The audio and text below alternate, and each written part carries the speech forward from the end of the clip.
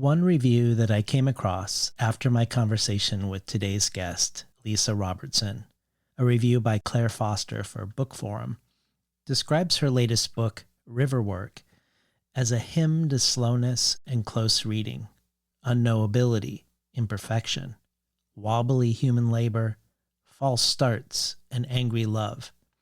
A scream against the increasingly omnipresent, automatically generated offers to synopsize or synthesize, and therefore to strangle.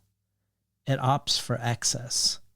This characterization of Lisa's book stood out not only because it rang true, but also because it described my own hopes and aspirations for the show as a whole, where by ignoring the normative mode and length of an interview, by allowing the space to be slow, to think together in that space, to conjure a very different relationship to time, to be maximal in service of creating a little oasis or sanctuary space that moves differently than this automated summarization that happens outside of thinking that Claire's describing in her review.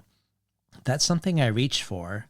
So it's particularly exciting to have Lisa on the show to discuss her latest book that exists in this mode, Riverwork, in relation to her life as a writer and the works that precede it.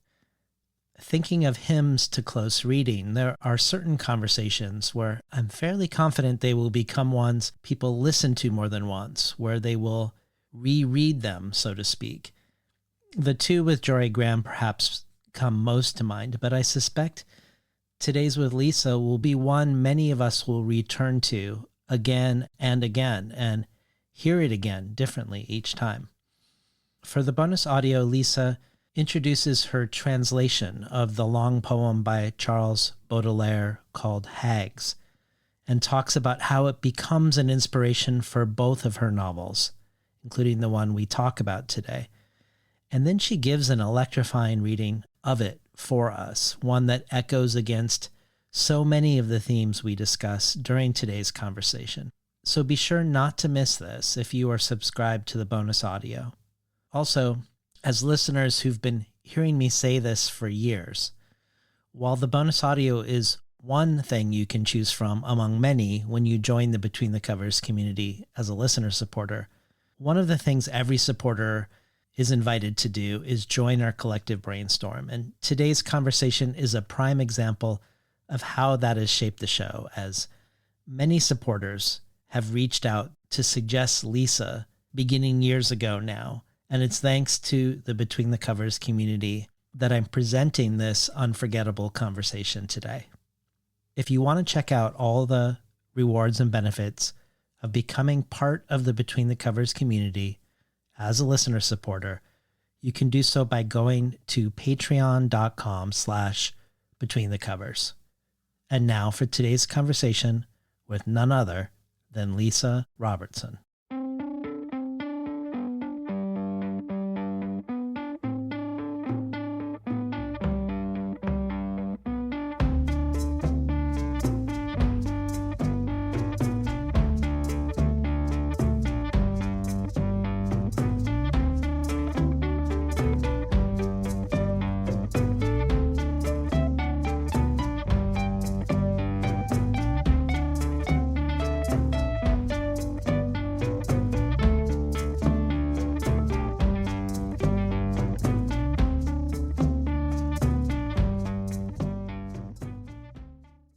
Good morning and welcome to Between the Covers. I'm David Naiman, your host.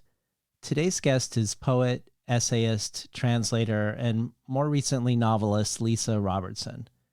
In the late 80s and 90s, Robertson was an important part of Vancouver's literary scene and culture. She left her English literature and art history studies at university to helm a bookstore, Proprioception Books, a bookstore that under her vision focused on contemporary poetry, theory, philosophy, and art criticism in downtown Vancouver.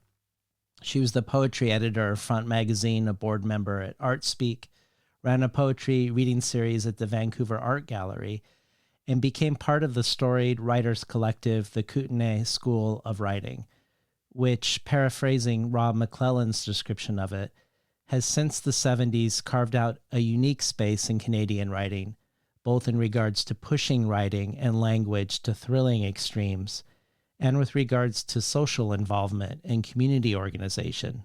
And it was one of the few Canadian writing organizations that engaged with the avant-garde of other countries as well. For the past 20 years, Robertson has lived in rural France, and her work has increasingly engaged with the literary culture and history of her second home. Lisa Robertson is the author of 2 books of essays, her 2003 Occasional Work and 7 Walks from the Office of Soft Architecture, and her 2012 Nilling, prose essays on noise, pornography, the Codex, melancholy, Lucretius, folds, cities, and related aporias. She's the author of 9 books of poetry, including Debbie and Epic, and Lisa Robertson's Magenta Soul Whip. Publishers Weekly said of her much-cherished book, The Weather, quote, "The 4th book from Robertson is another book-length poem and another stunning and severely rich repatterning of the mind's generally uncharted terrain." And of her book, The Men, Hadara Bar Nadav for the American Book Review says, Robertson's formal investigation of the epistemology of lyric poetry mirrors the difficulty of her subjects, men, poetry, and construction of the lyric eye. In 2020, Robertson published her first novel, The Baudelaire Fractal, which was shortlisted for the Governor General's Literary Award, and which Andrea Brady for the London Review of Books described by saying, quote, "Robertson's work offers a philosophical defense of the girl, a celebration of the menopausal dandy, a speculative release from the constraints of gender, and a portrait of reading as drifting." And Anne Boyer declares, "As far as I'm concerned, it's already a classic." Robertson has been a visiting poet and professor at Princeton, the University of Cambridge, and the American University of Paris, among many others. She's the inaugural winner of the C.D. Wright Award in Poetry, has an honorary doctorate in letters from Emily Carr University of Art and Design. The Los Angeles Review of Books once said about Lisa Robertson, "A new Lisa Robertson book is both a public event and a private kind of bacchanal." And so it is with great pleasure, public and private, that Lisa is here today to talk about her much-anticipated second novel, just out from Coach House Books, called Riverwork. Brad Johnson says of Riverwork, "Inject this into my bleeding veins." Lisa Robertson's follow-up to the underground classic, The Baudelaire Fractal, is nothing short of stunning. My most memorable reading, or at least remembered by me, are those works that mention or invoke in secret or as shouts other books. They have a way of exposing the genealogical trails with all the resulting dead ends and diversions that help compile a library worth its weight in words. Riverwork is a modern exemplar of such a work, and I will treasure it by following where it may yet lead. And Donna Seaman for Booklist adds, "Riverwork is an incantatory tale of water and dust, textiles and insomnia, the slipperiness of history, the shape-shifting of art and literature, the mysteries of dreams and memories, and the naughtiness of time. Robertson's mesmerizing portrait of a learned and reflective mind shimmers with striking perceptions, murmurs with loss, and whirls with ardor and moxie." Welcome to Between the Covers, Lisa Robertson. Thank you, David. It's daunting to be here. Well, I first reached out to you almost 2 years ago, prompted by a growing number of listeners who have been suggesting a conversation between us over the years from our collective brainstorm. And when I did, I was thrilled to discover that you knew of the show and that you had listened to the first conversation with Hélène Cixous and the one with Rosemary Waldrop, 2 conversations that are particularly dear to me. And you were still deep in the writing of Riverwork at that time. But we placed a bookmark in 2026 to anticipate today. It's rare that I get to have so much time to get to know a writer's work. I think of the 18 months I spent with Dion Brand's collected poetry before our first Mhm. conversation as sort of a similar experience for me. But beyond thanking listeners for making today happen, I wanted to just take a moment to thank all the small presses you've published with over the years that were helpful to me in the last 2 years, whether New Star or If I Can't Dance or Bookworks, or the two most significant publishers of your work, Book Hug and Riverworks publisher Coach House. Before I ask a question, I was hoping I could ask it in the aura of a very brief reading of yours, and I was hoping we could hear the prefatory italicized page that happens just before chapter 1, spoken by our protagonist, who is speaking about and also to her great aunt. Yes, yes. This is Lucy Frost, the Riverworks narrator and protagonist. I arrived by word of mouth. I was serious and skint, and my morals were lax. I was late. I refused to know my place. I fell into a line of work. I stole and I worked, both. I stayed or moved on accordingly. I got by. I described what I saw. I wrote it down, or didn't. I was hungry. I read all the books. I tended toward water, sleeping near water. Everybody's loyal to something. I was loyal to her disappearance. I was loyal to her heresy. I was loyal to the illegitimacy of time, her scattered documents.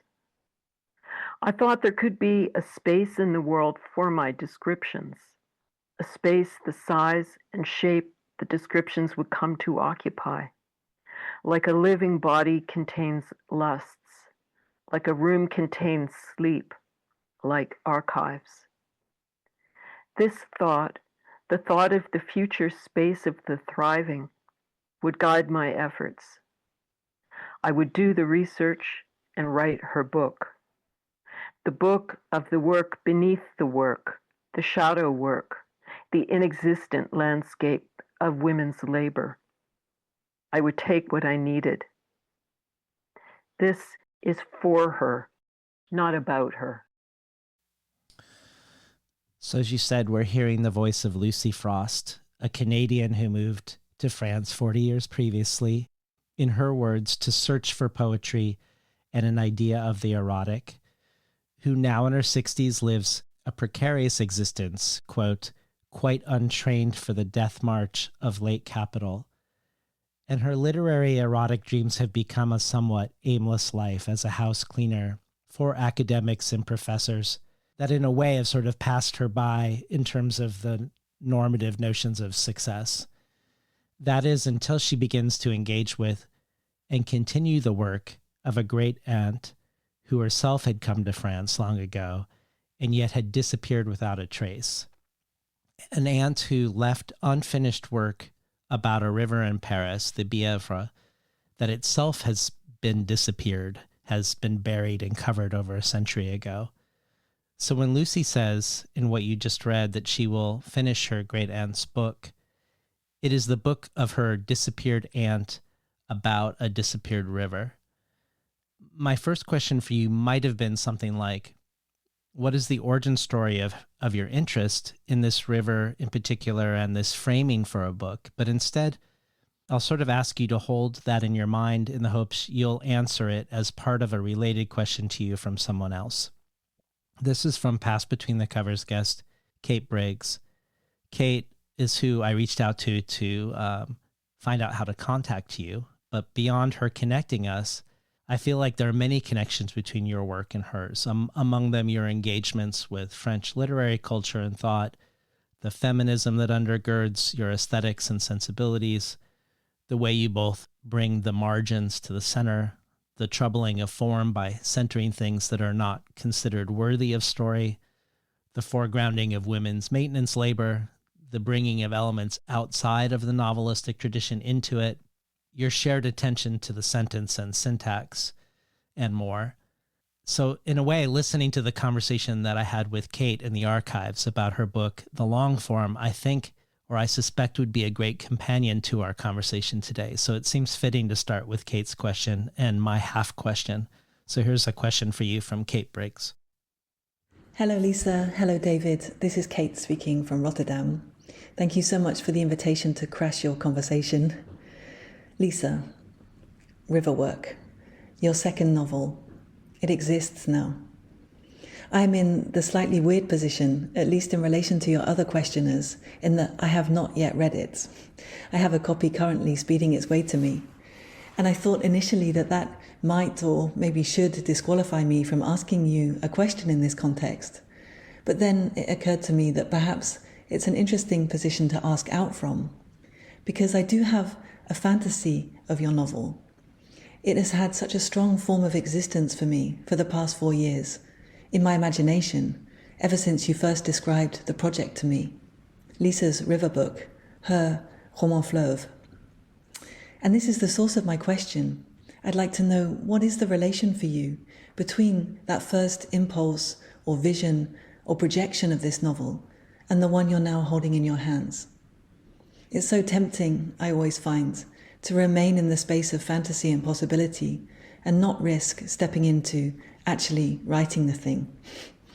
Does the novel still hold its original impulse, its own fantasy, or has it somehow disobeyed it or exceeded it? I'd love to know, and I can't wait to read it.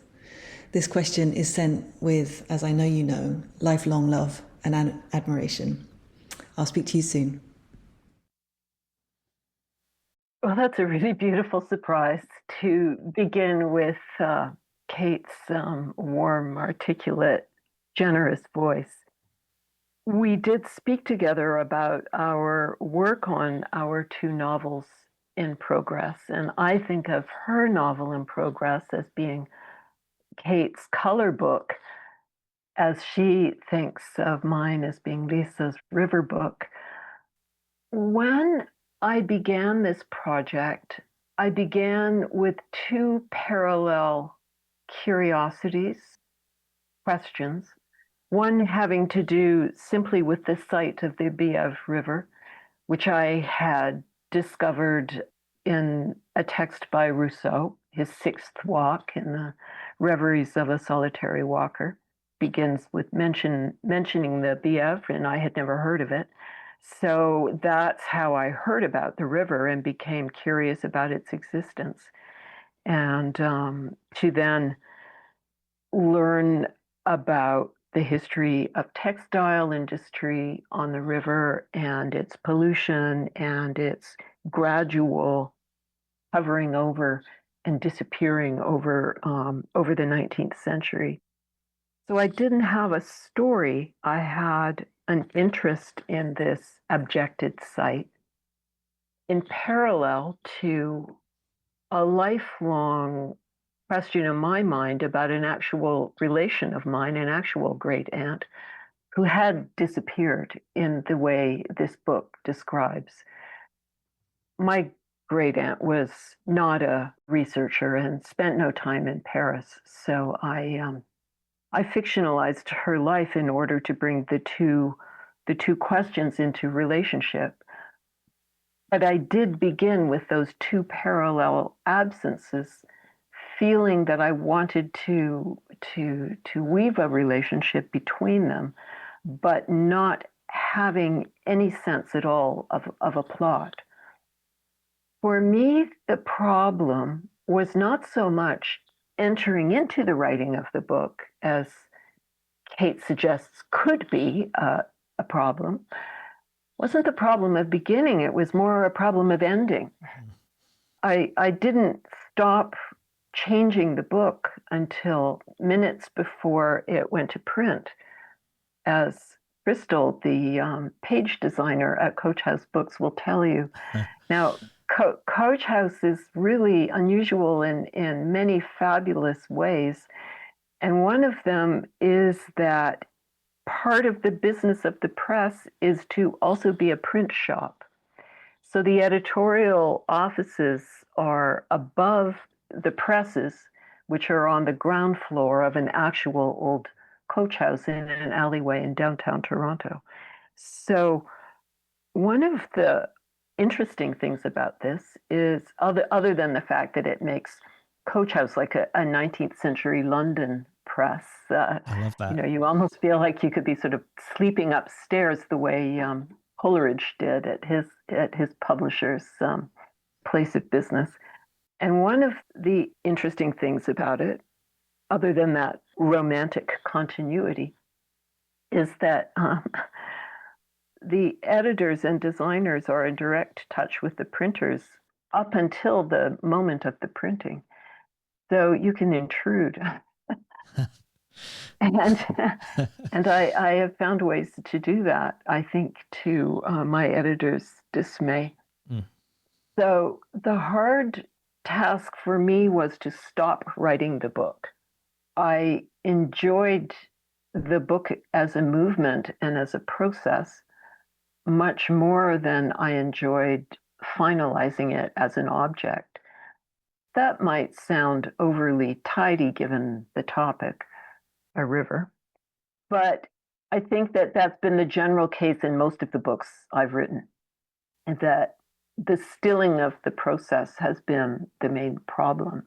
And before the moment of needing to end, attendant problems such as defining a structure which will hold the work together, which needs to be defined, of course, far before the end point in order to put the shape in place. That aspect has been very difficult for me in this book, Riverwork, partly because my lengthening history of a writer has not pertained so much to narrative. So narrative structure and narrative form have presented a new set of problems for me. Very often in my poetry books, I actually begin with a structural impetus. So the process has been very, very different. And because of that, extremely stimulating for me. That especially in Riverwork, a little bit also in the Baudelaire fractal, structure has come very late in the process and is sort of hard won. Well, before we talk about Riverwork in specific, I wanted to ask about one of the connections I see between it and your work before it. If we look at Riverwork itself, there's an immense amount of doubling within it. You can say there is an echo between you and your protagonist, Lucy Frost, both Canadian expatriates in France of roughly the same age. There's, of course, a resonance between Lucy and her great aunt, with Lucy gathering her great aunt's unfinished materials, creating an archive, and aiming to both inhabit it and finish it. There's a doubling between her, Lucy, and the archivist who she cleans for, a woman 30 years her senior in her 90s, as both women of dramatically different class statuses are both engaging with archives. We have the doubling of the Paris above ground and the one below, not just physically, but also historically. What has been physically buried, but also what history has been buried along with it. And the most prominent doubling between the great aunt and the river Bièvre. And as Lucy tries to daylight her great aunt, she is inevitably daylighting the story of the river. But the book is riven with many other doubles. For instance, just as one example, we hear Proust's voice preserved within the recording of his secretary, where when you listen to the recording of his secretary and she for a moment speaks like him, there's an homage to his voice within her voice. And this doubling, I think, can be seen in many ways in your writing life. Perhaps, this is a stretch, but perhaps even uncannily going back to the bookstore you took over from your professor long ago, not only taking over a bookstore and inhabiting a bookstore that someone else had started, but that the bookstore originally was created and centered on the idea of duplicating the personal library of Charles Olson. Books of yours, perhaps most notably Ours Boat, reuse material from your diaries and notebooks, creating a certain sort of double life. And many of your works feel structured around a certain mode of repetition within the language, too. And perhaps most notably, your first novel, Baudelaire's Fractal, begins with our protagonist, Hazel, waking up realizing she is the author of all of Baudelaire's work. Something Baudelaire himself experienced in relationship to Poe, feeling that when he read Poe, that he was reading a text of something he himself was about to write. So this fractal or nested relationship between Hazel, Baudelaire, and Poe, and the one between you, Lucy Frost, her great aunt, and the river Bièvre, seems to echo against the ways your completed works that you publish and the writings never meant for publication that you carry forward into them are also living double lives. So I guess as a first step to talking about Riverwork, first talk to us about this doppelganger nature or mirrored nature of much of your writing.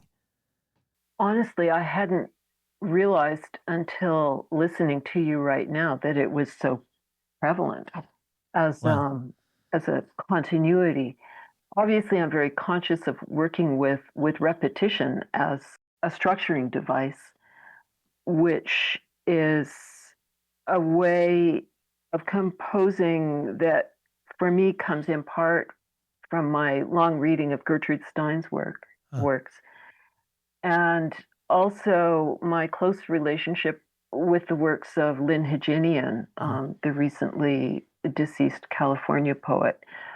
Her book, My Life, which I first read probably when I was 26 or 27 in the context of a little reading group I had with other young women poets who I'd met, some of them in classes and some of them just through word of mouth. Yeah, we read My Life, and I felt that my own writing life was absolutely altered and remained altered by that reading experience. And one of the interesting compositional tropes in Heginian's My Life is its almost sort of emblematic use of repetition.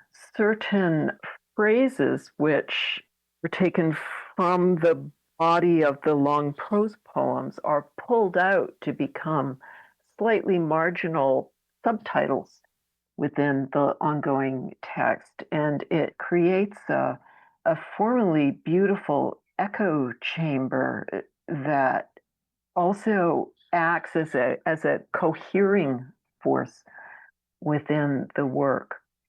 Reading Lynn gave me a different kind of access to Gertrude Stein, whose work I had been reading for several years at that point. And it very quickly shifted into a turn in my own relationship to my poetry writing and became my early published work. I had been probably writing for about a decade at that point with not much personal satisfaction, but with a sense of maybe there would be future potential.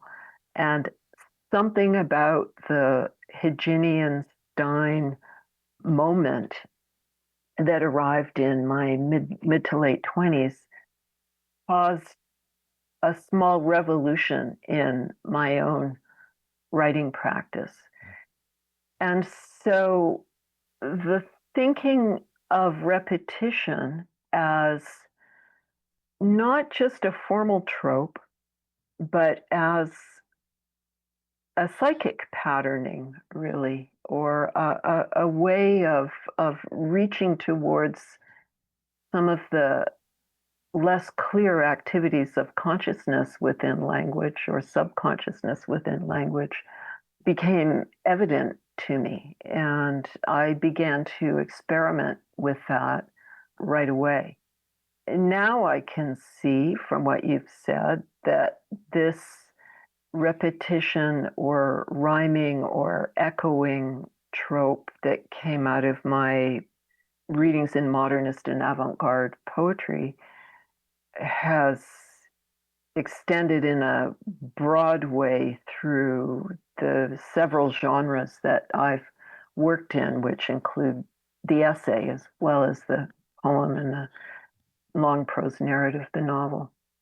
So it's curious to me to have that brought forward right now. I feel like I would like to really think about it for a while. But those are the longer threads that I can bring forward. Well, there'll be many opportunities for us to rethink it, because I think a lot of the questions I ask are going to also be echoes or repetitions of what other people are asking outside of the interview, within the interview. For instance, the next question for you is from the visual artist and writer Lucy Bonvalet, who also happens to be my wife. And I asked her to be part of this because her family has an uncanny set of correspondences with your book. One correspondence that isn't related to Riverwork, that has more to do with your work with the once prominent and then wiped out troubadour tradition of sung poetry in France, is that Lucy is from a town called Riverwork, which was the hometown of one of the most famous troubadours, Arnaud Daniel. In fact, her high school was named the Arnaud Daniel High School. This is a poet praised by Dante, called the Grand Master of Love by Petrarch, and the greatest poet to have ever lived by Ezra Pound, and the poet who invented the sestina. But the main connection with her family to you is through the river Bièvre. I didn't know of this river before I started reading your book, but I remembered that my father-in-law, Jean-Jacques' email address used to be this word, Bièvre. So I wrote to him to ask him why and what his connection to the river was. I knew that that part of her family were originally from the 13th arrondissement, a working class neighborhood of Paris, where from reading your book, I learned that the Bièvre ran through. I knew that they talked about how this part of Paris, when they moved there, used to be quite rural and full of windmills, but I knew little else. I did know that Lucy's uncle, her father's brother, spent his career as a water engineer for Paris, but I had no idea that in 2001, he was the one who wrote the feasibility study about the possibility of daylighting the river Bièvre in certain places within Paris. And if you'll indulge me, I'll share a little more of what Jean-Jacques wrote, sort of as a preface to Lucy's question. That Jean-Jacques' great-grandfather, so Lucy's great-great-grandfather, Gaspard, he came to the 13th arrondissement with his family in 1881 when he was 10 years old, along with other refugees from Lorraine, which had been annexed by the Germans. This area, which was poor and rural, was limited on the south side by a wall of fortification. The Bièvre entered Paris there and formed sort of a muddy lake, and kids would build rafts or even take baths in it, despite the fact that it was full of waste and garbage coming from the tanning and leather making workshops along the shore. The other bank of the river was considered by the kids enemy territory, the neighboring village of Chantilly, with the kids on each side throwing stones and launching battles against each other. And when a cemetery was destroyed for new housing, children would use the unearthed skulls to scare people passing by putting candles in the eye sockets and placing them on fences at night. And Gaspard worked in a tannery. He invented a toy submarine using the innards of watches to make a wind-up motor, and he built a crossbow using the ribs of umbrellas as arrows, and then he would hunt big rats in the river and sell their skins. So Lucy's question has nothing to do with any of this, even if her visual art today is mainly watercolor using water from different specific water sources. Nevertheless, I wanted to establish her Bièvre bona fides before she asks her question. So here's a question for you from Lucy. Bonjour Lisa, this is Lucy Bonvalet, and I am so grateful for this opportunity to ask a question. I really enjoyed reading Riverwork. And before I ask my question, I'm going to read you two short passages that I really loved, particularly. And hopefully it will lead to my question. The first one is, in my struggle to systematize M's overflowing notes, it became impossible for me to observe any law, whether compositional or conceptual. My process was marked by serial failure. I thought of the artist Claude Cain's gnomic proclamation, now become mantra. I write for those who don't know how to read. To approach my own thought, I had to unlearn how to read. I repeatedly started over, accumulating a bulging dossier of moot beginnings in my attempt to compose anything, whether a compellingly idiosyncratic catalogue, bound nonetheless by some abstruse conceptual logic in the manner of Benjamin in his Passagenwerk, or a coherent historical narrative with its spectres of causation, influence, and development. In my aunt's papers, I discovered not lines, but submerged knotworks. No, not knotworks, but sediments of Baroque accumulation. All of the problems of historiography became my own, as she had possessed them before me, personal, partial, troubling, psychically invasive even. I dreamt reconfigurations, compelling reshufflings, articulate subtitlings, scintillating narrative positionings, then lost the new methodologies as I awoke to compose. They survived only as moods, postures, feints. And the second fragment further starts like this. I am unable to go further. My materials are scant, and my capacities are both untrained and exhausted. I am bitterly disappointed, and I weep. I weep at great length. My tears keep coming. I am the weeping woman of the ancient iconography. Nothing new, only this. I weep for my aunt, for Victorine Gorget, for the archivist, for Edith Thomas, for every woman I have named in passing, for their disappearance, for my failure to show them as breathing persons or to attend to them through their deaths. I weep for the laundresses and the itinerant ash sellers in the 16th century streets, for the women bent under the weight of the city's filth and its scorn, for the newts and the water lilies and the mountains of oak bark. I weep for the weaver girl named Louisette, who went to the drying meadow to kiss, for the passed-out drunk in his blue smoke on the river bank. And my tears keep coming, and I will never write the book. And given with how much care you write about writing, and given the very specific position or importance you give to the element of water, my question is your book a river? Thank you so much, Lisa. Lucy, I just loved hearing your specific voice read those passages.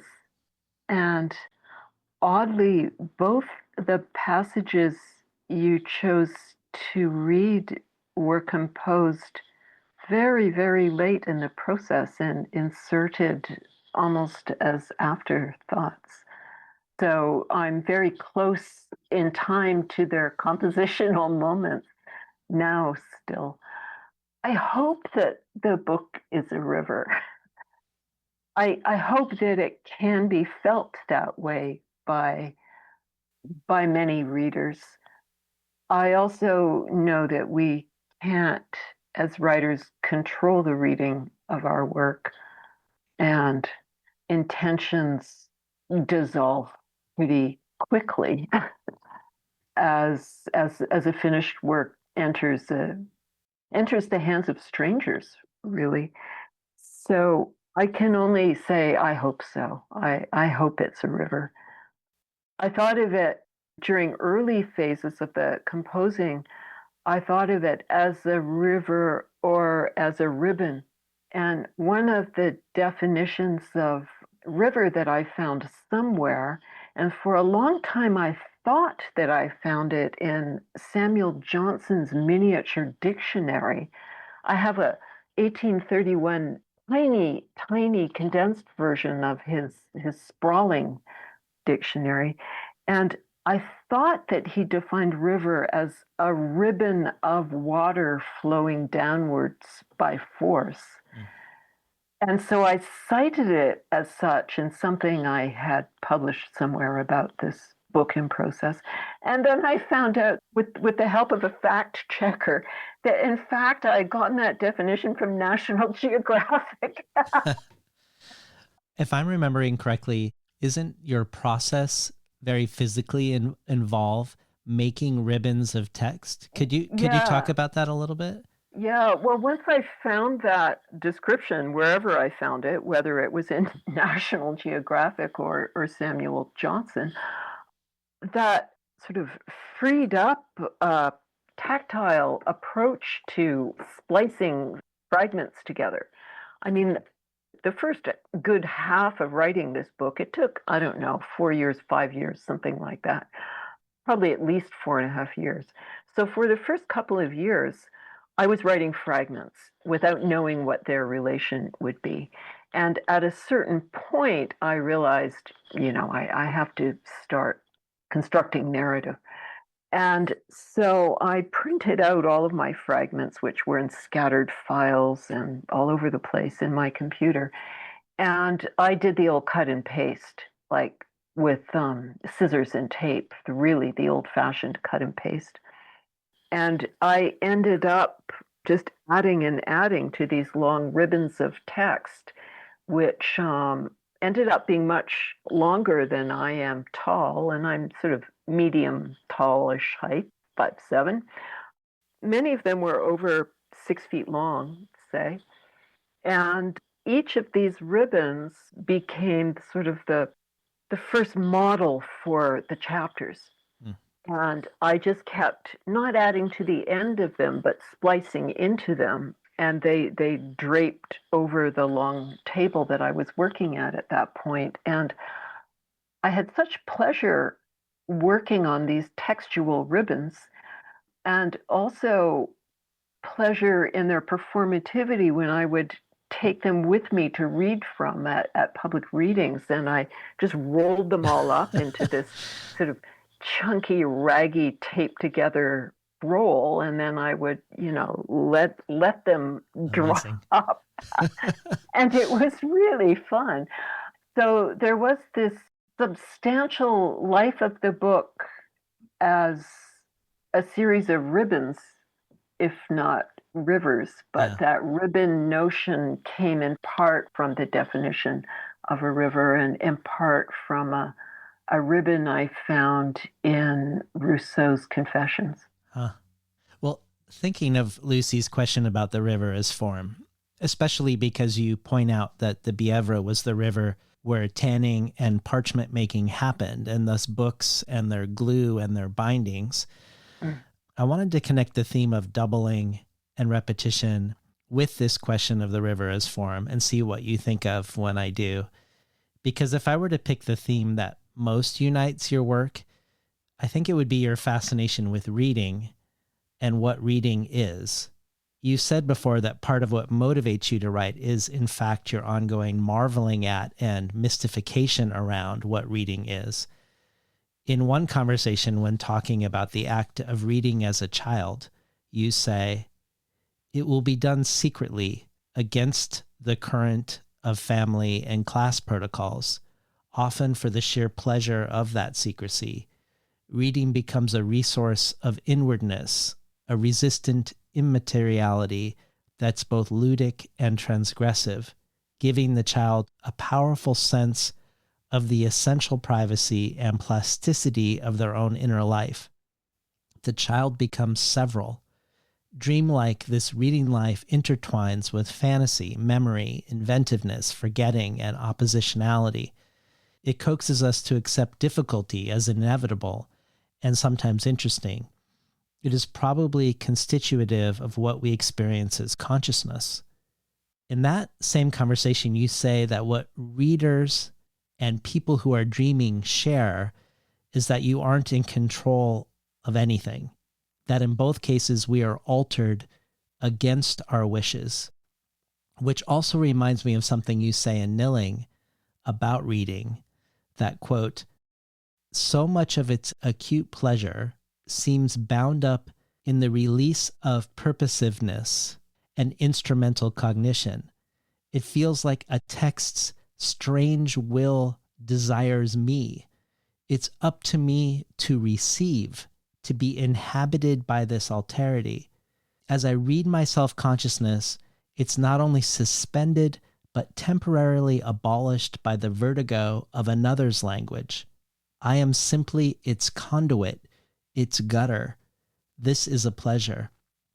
And I'm struck here by the word gutter, not only that the reader is almost possessed, becoming a vessel for the writer, but that vessel is not only like a riverbed or a ravine, but more specifically a gutter.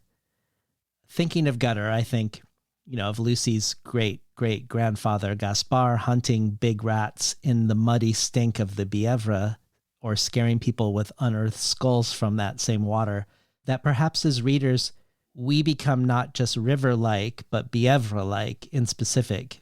But I'd love to hear about the importance of the gutter versus, say, a canal, as there's also something about the low and the louche that is of interest to you. I think of you speaking about reading porn in French to more effectively learn the language when you were first learning French, when you moved. And one of the epigraphs of this book is by the Goncourt brothers about the Bièvre that goes, it's my origin, I'm telling you, yes, it's the slutty little river that baptized me.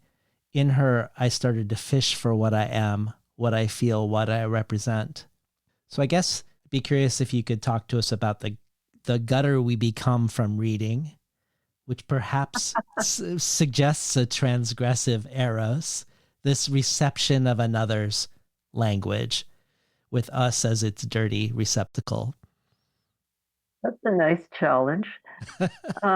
Or just about reading, too. Yeah, well, the second citation you read that was from Nilling was from an essay that was in part about reading Pauline Reage's story of O, the sort of high-tone, high literary, pornographic tale written in 59, I think, by somebody who was an editor at Gallimard, but who wrote it under a pseudonym and whose privacy was kept, I think, her entire life. Anyways, yes, I did read the story of O as a way to get more comfortable with reading French. I had been speaking French for a while and having problems feeling at ease reading it, and did the standard dull task of reading a newspaper article every day with the aid of a dictionary. I would read from Le Monde or whatever. And it was just so boring. And I didn't want to do it. And I forced myself to do it. And it was not working. And it felt mandatory for me, personally speaking, to be reading in French. There's this whole body of literature. And of course, there are translations, and I have nothing against translation at all. But some things I want to read aren't translated, and sometimes it's just fun to read a text in the language it was written in. So a friend in the nearby town of Montmorillon, which is one of these cités de l'écrit, a town of bookshops, which used to be across France, had an erotic bookstore. It was partly an erotic bookstore and partly a bookstore and cinema. But I did find myself gravitating towards the erotic shelves. And so I picked up several things from his shop and ended up discovering that it was easy to read French. after all, if you were not laboring your way through some sort of abstruse political article in Le Monde trying to understand everything. So, yes, part of the thing about the gutter is that the gutter is part of the anatomy of the book as well, of course, of the codex. So you've got the crack between the pages, Yeah. which forms an appealing metaphorical space. But saying those things actually does not even approach the question you ask, which is much bigger and very personal. I'm not sure how to answer it now. I mean, I find myself drawn towards representations of marginal lives and communities, often, but not always, those of women or queer people or immigrants. And a lot of the French literature that I've ended up spending a lot of time with could fall under that rubric. Like reading Violette Leduc's work has been really important. Or this, I'm thinking of Severo Sarduy, who actually is Cuban and wrote in Spanish, but lived in Paris since '61 and was part of the French intellectual Helkel community. His work as a queer Cuban writer who wrote about trans bodies. I don't know why I'm drawn towards these kinds of representations, because they only partly describe my own position. I think part of my interest has to do with the stylistic density that accrues in the composing of these kinds of works. Clear styles, simple styles, straightforward developmental narratives can't address the diversity of social and political and subject positions, which are being inhabited by people like Violette Leduc or Jean Genet, somebody who I've been reading more recently, or Edward Glissant, another person I've been reading in the past few years. And I've gradually been becoming aware of the emergence from more marginalized literatures of a Baroque stylistics, which is infinitely fascinating to me. It's something that Fred Moten talks about in his book Black and Blur. He's talking about stylistic tendencies and movements within Black writing, such as C.L.R. James's writing in his book The Black Jacobins. And there's the emergence of what has been termed a neo-Baroque within very diverse positions in terms of literature. But what this neo-Baroque has in common across its range of across the field of its expression is a shattering of narrative unity, a welcoming of a sort of an abundant, surabundant surplus of signification. And Fred Moten describes this beautifully in Black and Blur, and so does Edward Glissant in his essay For Opacity, for example. So the embrace of opacity as a position to expand rather than dissolve has seemed to me to be a preferable stance as a writer, given the unsolvable grotesqueness of political events in the world. What can we do other than attempt to make space for the diversity of human experience, as each of us can? So So my interest in these sort of better communities, to come back to that word, is not so much from the point of view of identity or identification with such positions, although tentative identifications can, of course, that's part of relationship and reading and so forth. But for me, more than identification, it has to do with the problem of style and what role style plays both at a personal level of consciousness and at a more social level of positioning within a collective. Well, speaking of style, maybe this is a good time for us to hear another short reading. And I'd picked out one that I think both evokes the doubling of Lucy Frost with her great aunt, and also the way Lucy sort of becomes a gutter for her, and the way her great aunt's spirit sort of gutters through her. He begins to speak in me in the guise of piercing pains of brief duration in the ball of my right foot, by means of a thick phlegm heavily tugging at the bottom of my left lung, as a distressing and prolonged morning hacking, a flickering facial nerve high on my right temple. Upon waking, a slight transparent bubble moving horizontally through the field of vision of my right eye. A worrying, dull stiffening of my finger joints, especially those of my right index finger, which is my typing finger. A temporary but sudden and terrible leaden cessation of digestion. A flush of burning lava moving like a wave through my chest after the simplest lunch. A rude bilious belching.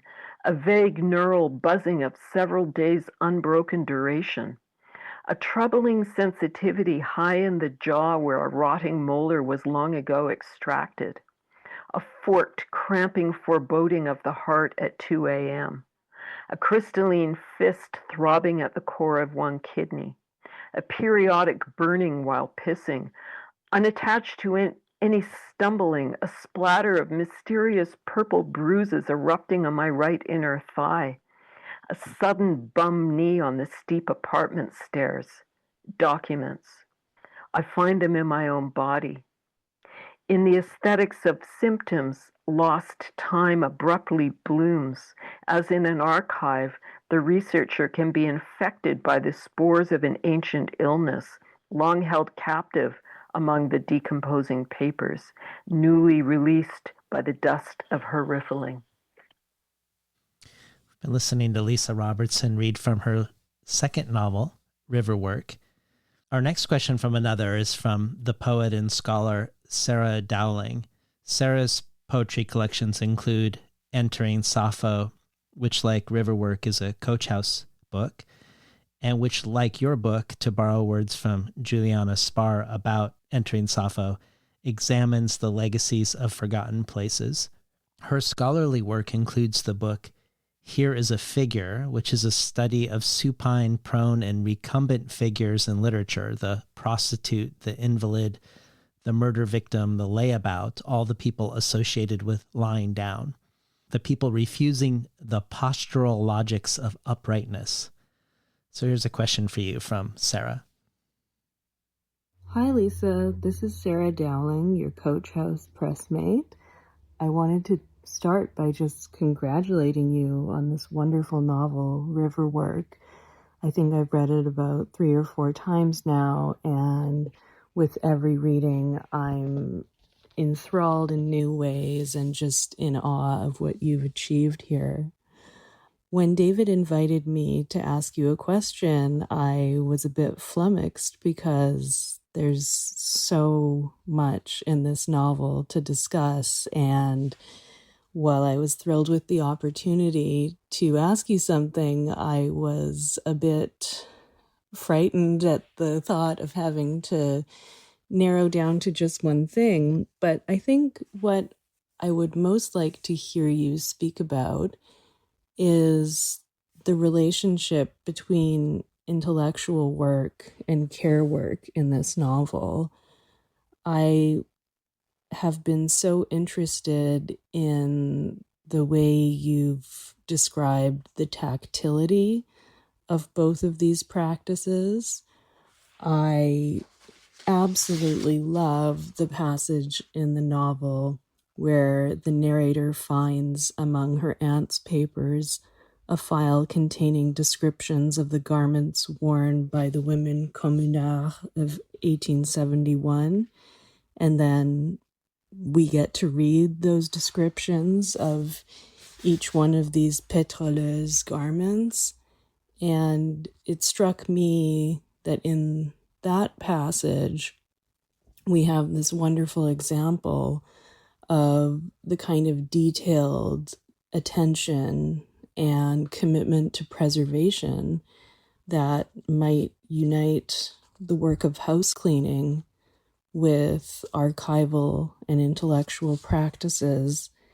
And I could think of so many other places in the novel where I see these kinds of similarities. So if you have any thoughts about that you'd like to share with the world at large, I would be most grateful to be one of the recipients. Congratulations, Lisa. This is an absolutely beautiful novel. It's wonderful. It was a belated realization, more or less, as I was finishing this book, that I was feeling more and more of a parallel between the kind of work that Lucy does, which is cleaning, domestic cleaning work, and also that her workmate and friend Kami does, which is nursing work. So Kami is the archivist, private nurse, as well as being also a researcher working on his doctorate in queer studies at Paris 8 University.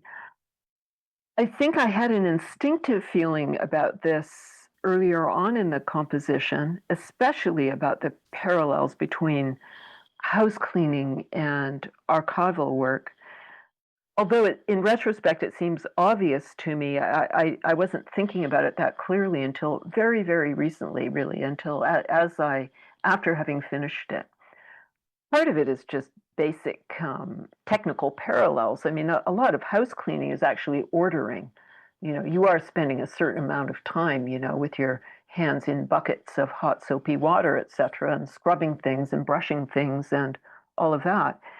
But before you do that, you have to do the tidying, you have to do the ordering, and a lot of the appearance of household cleanliness actually can be produced through a simulacrum of order. You can make a relatively dirty house look clean if it's orderly. At least I convince myself of that. That's not a professional assessment, by the way. That's a personal assessment. I did work as a cleaner when I was much younger, and you had to clean in order to work as a cleaner. But in a lot of just domestic regular house cleaning, you're ordering stuff. So there's that really simple technical parallel. How do you create order? What are your categories? And there are some passages in the novel where the archivist is instructing Lucy and bossing Lucy around as to the constitution of piles. What is a pile? What belongs in a pile? What are the different kinds of piles? How are different kinds of piles treated? And these questions are archival questions. They're bibliophilic and bibliographic questions. I mean, what's a library if it's not a pile of books? That's something that Aby Vorburg, in his library, played on really beautifully. He believed piles are also batteries. A pile is a battery in French, and piles create energy by the juxtaposition of the components within them. But I think that there's a different aspect to this question of care work and intellectual work, which more directly pertains to the political moment we're living in late capital, where intellectual labor and the material resources of intellectual labor are being dismantled. all the time. Archives are being shut down, libraries are being shut down, curators are being fired, librarians are being fired. We've been seeing this across the states during the Trump regime. It's ongoing, but it's happening in other places as well. It's been happening in Canada for a long time. People in certain positions in industry and government want to get rid of archives that prove the veracity of global warming, for example. So part of the work we do as writers, thinkers, teachers, curators, librarians is to figure out ways of preserving what there is. Preserving not just for the good of preserving a dead mass of matter, but in order to be able to transmit the complexity of human culture, because that's what's being foreclosed in these movements. It's not just the fabulousness of all those documents, all those books. It's the fact that there is a diminishing access to the history of what people have made and thought and written and documented historically. So the less access we have to that, the less of a chance we have of living responsibly as human communities. So I do feel in that sense that part of the work we're doing as writers and intellectuals is a kind of care work. And like care work, it's also increasingly devalued. I don't have to go on about the difficulty and impossibility of monetarily surviving as a writer. I mean, it's actually harder every year. I've been a freelancer since about 34 now, so over 30 years. And actually, my income falls. It's worse. And I publish more and more, and I have a wider and wider community, and it's impossible because print media has been dismantled. Magazine publishing has been dismantled. So there is this dismantling of value of the work we perform culturally, which actually puts us shoulder to shoulder in many, many ways with care workers, not only in that kind of work that we're performing culturally, but in the abjection of that work in the larger view by its economic disabling.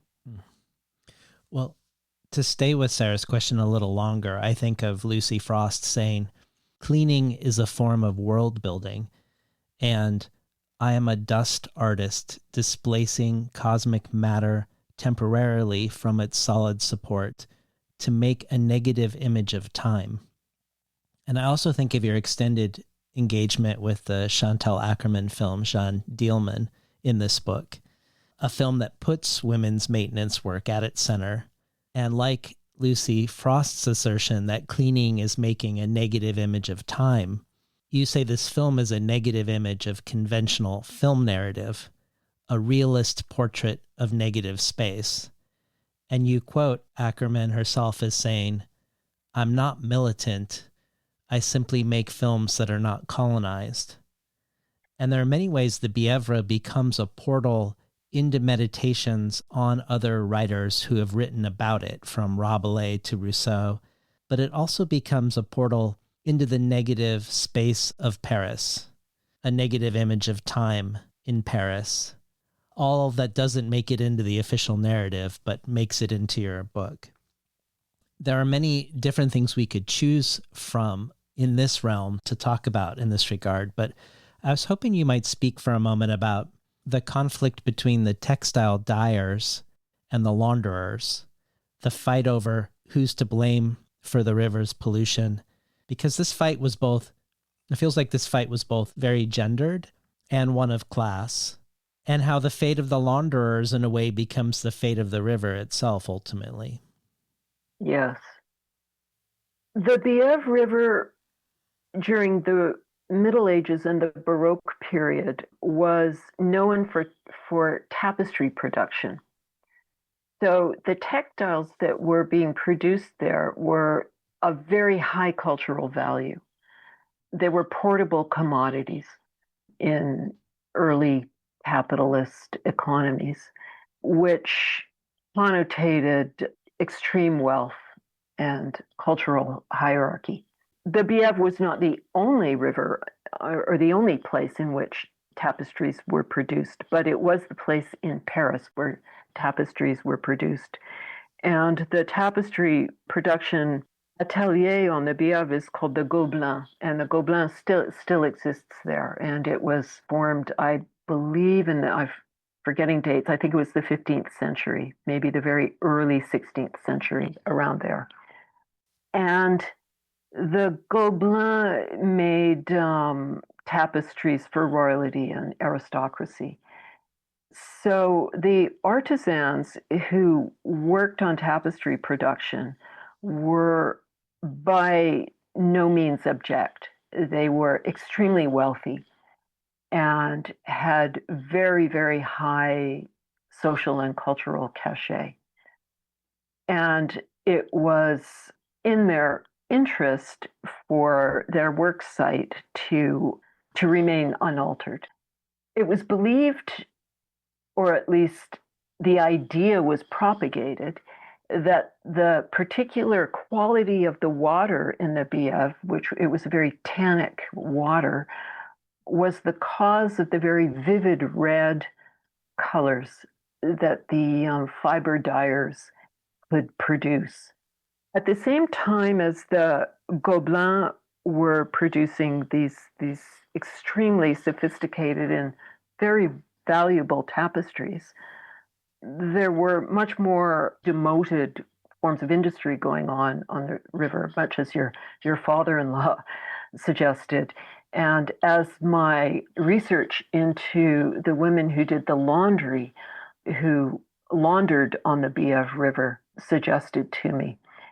And the laundresses were of the lowest social classes. They usually were not Parisian. They came into Paris from the villages. So they were the daughters of peasants, poor peasants. And their pay was the lowest in the city. They often had to supplement their livelihoods through prostitution, which was the case with many women-only trades and crafts. And they were scorned and looked down upon. So there was a change that was happening in the 17th, 18th century in the water of the Bièvre River. It was becoming more and more polluted. And basically a kind of, there was river death going on. And I did a fair chunk of research reading articles in the history of industry. A person whose work I look to a lot is named Thomas Leroux. And Leroux and his colleagues suggested that a change in the chemical makeup of the dyes, which were being used by the Gobelin tapestry works, was actually responsible for an escalation in the pollution levels of the river, which the city was blaming on the laundresses. The laundresses were noisy. They were big, loud, noisy women. And the actual physical work of doing the wash it was done in public places, outside for centuries. And the women used wooden paddles to sort of beat the fabric. And so it was a cacophony.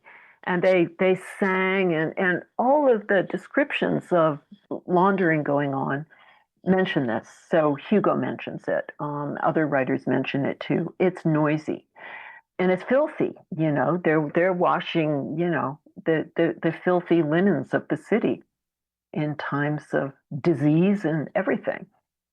So they sort of took the rap because they were the lowest in the social scale. Whereas to keep the dye works functioning was in the interest of the political economy. Some of the research that I did suggested, and now I'm saying suggested, although I express it with more certainty in the book, suggested that part of the cause for the increased polluting outcome of dyeing was that after the conquest of the Americas, the cochineal beetle was brought back from Mexico and Central America, first to Spain and then to the Netherlands and Belgium. The Belgian dyers discovered that they could get a brighter red from the Mexican cochineal beetles, if they used a different mordant than had been traditionally used with red dyes on the river. Mordant is a chemical substance used in dyeing that fixes the color and makes it bite into the fibers so that it's permanent, it's indelible, it won't fade in sunlight or wash. So traditionally, different kinds of stuff was used as mordants, including urine, whether human or animal urine, which is one of the reasons the Bièvre stunk so much, because people kept huge vats of piss to use to create these valuable tapestries. Or ash could also be used. Various things could be used. Vinegar, like we now know, if you add vinegar to your wash when you're washing new jeans, it will run less. But the dyers of Antwerp discovered that using tin salts as mordant would create a particularly vibrant red. And when those dyers were brought to France in the 17th century to take over the Gobelin tapestry works, they brought the new mordants with them. Now, some of the claims I'm making in this book, I personally am not a historian of industry.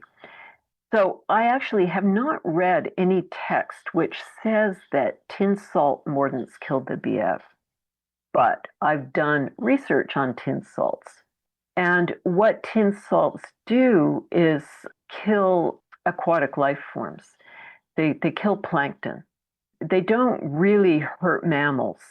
They can cause some skin or lung problems, but they don't egregiously damage the people who are working with them. So they're not really considered to be negative agents, but they kill plankton and therefore they kill water ecosystems. So it's actually my deduction that the tin salts brought to the Gobelin by the cochineal dyers were the cause of the ecological destruction of the water, which was subsequently blamed on the laundresses. There's another aspect to the death of the river, which is kind of odd to talk about because tapestries were the cultural capital of the aristocracy and royalty. After the French Revolution, there was no market for tapestries. Therefore, the infrastructural traditions which had served to maintain the waterways were abandoned with the change in governmental structure. So where the kings had, their various aspects of government who looked after various things, such as dredging the Bièvre River annually, after the revolution, the dredging did not continue because there was no market left for the tapestry production. And the shift happened in textile industries on the Bièvre to much more large-scale weaving mills, not small artisanal sort of high-value production, but the shift towards mass production was happening. So it was a very, very different. The textiles produced had a very different value economically and culturally. So unusually, perhaps, the conservation techniques which were one of the things that had somewhat maintained the quality of water, were conservation techniques that had been perpetuated by an aristocratic monarchy. So once the monarchy was gone, the conservation traditions disappeared as well and were replaced by capitalist modes of production. But in all those cases, in either case, whether you're talking tapestry or whether you're talking weaving mills, the weaving mills of capital, the laundry workers were the most abject and maltreated workers on that waterway. And my consultation of Thomas Leroux suggests that they were among the very first ecological protesters, as well as early protesters for labor rights. The laundresses stopped doing the laundry, so they were organizing mass strikes, stopping washing as early as the 1820s. Well, there's this line in the book, "A river disappeared, also women, also poetry." And at one point you also quote from Ursula Le Guin's Carrier Bag Theory of Fiction, which, like you with the women in the laundry boats, Le Guin is centering in that essay the erased labor of the gatherers in comparison to the over-narrativized hunters. And she wonders what narratives would be like if they centered the quiet, regular, mundane, daily work of gathering. Much as Kate Briggs asks the same question in her book, The Long Form, what if we took the very being not meant to be in the story, the infant, and centered them? What would happen to the form? Le Guin also writes a lot about water, not uncommonly in relationship to her interest in Taoism. When I think of your thoughts on the reader as gutter and how the Bièvre is treated like one, I also think of how Le Guin speaks of Lao Tzu's description of water as always seeking the low. Her paraphrase of him saying, "Water goes to the lowest places, vile places, accepts contamination, accepts foulness, and yet comes through again always as itself." Or in her translation of the Tao Te Ching, she translates section 61, which is called Lying Low, as follows: "The polity of greatness runs downhill like a river to the sea, joining with everything, woman to everything." Le Guin also talks about how there is nothing more weak than water, more yielding. I think of this so-called lowness and weakness when I think of Lucy Frost saying, quote, "This is about the exhausted body, time in the body, what writing once was to me and what it became, lateness, failure, dust, the disappeared river." Or when she asks the question of how she can rethink the task of femme history while one is also sleepless and broke. Or how the Bièvre River itself is feminized into a derogatory notion as being a capricious river. And similarly, how Lucy's great aunt is diagnosed with schizophrenia, a term, quote, "attached to women outside or beyond supposed social use, menopause, depression, anger, poverty, lesbianism, and eccentricity were its textbook traits." This isn't really a question, but it feels like part of this book is about those who are losing, those who are failing, those whose qualities don't register, those who fall behind and are forgotten, and about a river that is itself the loser river, both how it's treated while above ground, but also how it's forgotten underground. I guess I wondered if this sparks any more thoughts for you about lowness and weakness and losers, and the way so-called feminized qualities get shunted into these categories, whether capriciousness or schizophrenia. Because like the passages that Lucy read earlier that she characterized as passages about water, they were also passages about failure or the fear of failure. I really like this word losers that you're using. The word that I was thinking all the way through was lateness and lastness. Yeah. I mean, insofar as I had intentions, which always get diverted as you go along, one of the big intentions was to represent age and some of the indignities and difficulties of people nearing the last parts or the late parts of their lives. For me, this was partly a response to the previous novel I wrote, The Baudelaire Fractal, which is really about youth and becoming, which is not a position that I'm currently in my life. And I wanted to write a book about old women, basically. I'm not aware of very many books written about old women. I mean, one of them that I love is Violette Leduc's The Lady and the Little Fox Fur, which is about the last days of a elderly, very poor woman's life on the streets of Paris. I wanted to set that challenge for myself to look at different kinds of experience of aging and lateness and lastness. But there's the irresistible lure as well, of which can be related, of talking about failure. I mean, the last stages of aging are a kind of failure, before that's what death is. It's the failure of the body. This book does not narrate a death process, but it narrates various forms of failure. Lucy's experience of her own troublesome physical symptoms, that passage I read near the beginning of our conversation, and other fairly chunky descriptions of ailments at the beginning, and ailments of various writers, what killed Rousseau, etc. But alongside that physiology of the failing body was wanting to talk about failure in terms of writing and intellectual work, and what is an experience of failure. Lucy represents herself as being a failed poet, which could almost seem like a sort of humorous appellation, because isn't anybody who's a poet kind of a failure? Almost every poet.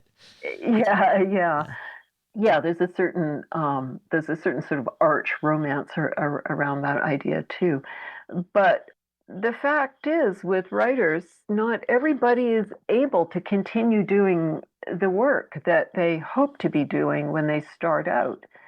So what happens? What is the experience of failure? It's not nothing. It's not a black hole. It's a texture of other activities or other kinds of thinking that come in to displace more youthful ambitions. What happens when somebody loses ambition? I mean, we're in a failing world in so many ways that I don't need to describe or enumerate right now.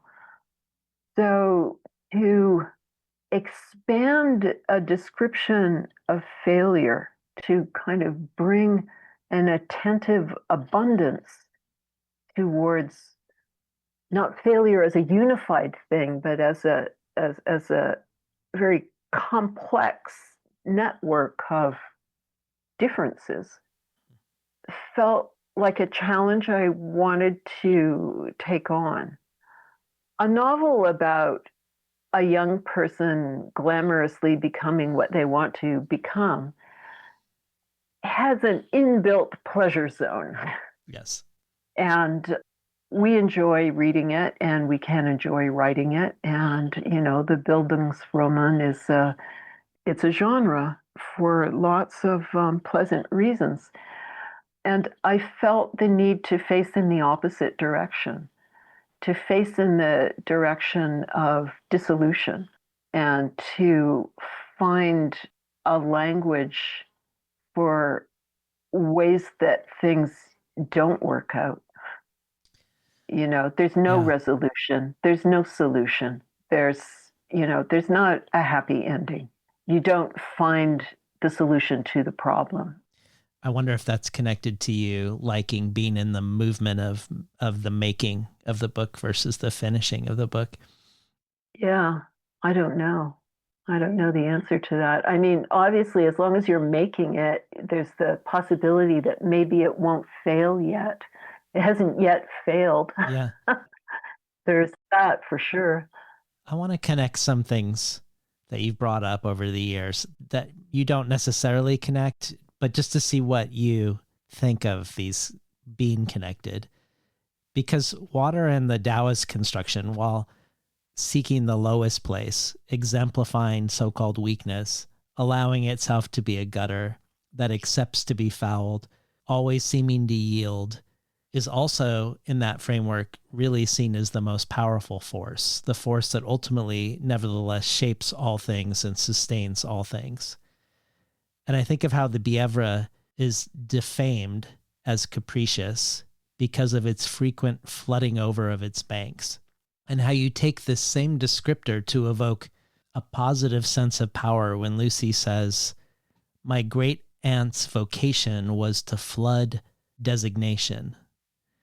And one thing I might think of around flooding designation is when Hazel in the Baudelaire fractal stands up from her chair in the restaurant to discover she's bled out a map of the arrondissement of Paris in menstrual blood. But more obliquely, I wanted to connect it to two different things. One is the notion of interfusion that you introduce in the book, coined by Giordano Bruno, a mystic who was burned for saying that the stars were all themselves other suns. It feels like you are suggesting interfusion, or maybe I'm reading into this, but it feels like you're suggesting interfusion as a new possibility for form or the lack thereof. When you write, quote, "The real experiment is how to conduct a life whose form is unrecognizable, because none of the known forms are elastic enough. Nothing is thorough enough, femme enough. No style is enough, no desire. The congenerous and interfused study is ongoing. How to throw our cunts beyond the moot economy of paucity, incarceration, and doubt. How to not disappear. How to disappear tactically. How to rethink the task of femme history. How to do this sleepless and broke." And this is where the stretch comes in, but I feel a connection between this and something you write about in your other recent book, Anemones. Anemones is your translation and commentary on Simone Weil's essay on the troubadour poetry tradition in France. And I think of it because the troubadour tradition seems to share some of the qualities and the ultimate fate of the Bièvre. For one, the troubadours wrote in vernacular Occitan, a language whose 6 dialects today are endangered. And this language isn't just fading out naturally, so to speak. This form of troubadour poetry and song and the languages that it was sung in was killed by the Catholic Inquisition because it was a tradition that was heretically marginal to authority. And you write about how Glissant sees this Inquisition as constituting the beginning of, quote, "the political construction of the defensive concept of a bordered, exclusive, rationalist, and racialized Europe." It was also the beginning of the destruction of local cultures and languages. The Catholic Inquisition was eradicating a more porous, fluid, polyvocal, intellectual, and spiritual interrelating or perhaps interfusing of Christian, Muslim, and Jewish life, which coincided with this poetry tradition of songs of love. And you connect this to Weil's heretical vision of love, love as the opposite of force. And in conversations around this book, you've touched on her ideas about the power of consent in relation to powers leveraging great violence. And the way you speak of love and consent around Simone Weil makes me think again of the weakness and lowness of water as really being also water's strength. But I also think of this notion of interfusion when I think of the troubadour tradition of singing love that in spirit exemplifies an era that transgresses borders of language, of nation, and religion. I guess this is my long way of asking you to talk about anything that I just brought up about consent and Simone Weil or interfusion as form, or how you do or don't see these two books in conversation with each other, the book on troubadours and the book on the Bièvre? My work on the Simone Weil essay was difficult for me. My work on it being my translation of the essay and then my annotation of the translation. Difficult because I have not shared her idealist position. He was coming at Occitan, medieval Occitan culture, both the Cathar heresy and troubadour poetry, from the point of view of Platonic idealism. And in her essay, in this essay I translated, he cites a passage from Plato's Symposium. I forget the name of the speaker in the particular passage, but he's exploring the common ground which love and good government share. And for him, what these two forms of cultural relationship have in common is the obligatory presence of consent. We can not have just politics without the consent of all parties, just as we cannot experience love in a situation where there is no consent. And this incredible passage which she brought forward, first of all, gave me a new view on Plato, and probably more importantly, gave me a different way of thinking about both politics and love, which, sure enough, as she builds towards in this essay, have a meeting place in troubadour culture. Now, probably because of this very non-institutionalized and consent-based love practice, which was perhaps part of the culture of troubadour poetry, composition and song and transmission of song, that culture was victimized by the alliance of the French king and the Pope. There were other aspects that perhaps were not directly related to troubadour poetry, but nevertheless formed part of the soil in which this culture could flourish, such as this southwestern area of France. And here where I am right now, I'm just on I'm at the northern edge of it. I'm just north of Poitiers, which is where William IX of Poitiers was from, supposedly the first troubadour. This region, but I think more specifically more towards the south and the west of here, had a much less punishing set of customs around women's autonomy and power in the culture. Women, for example, could inherit independently from their marriage status, and they could will property to other people independently from their husband's wishes. Women also could be the heads, for example, of monasteries, which were at that time both men and women. And women had much more say in the dissolution of marriages, etc.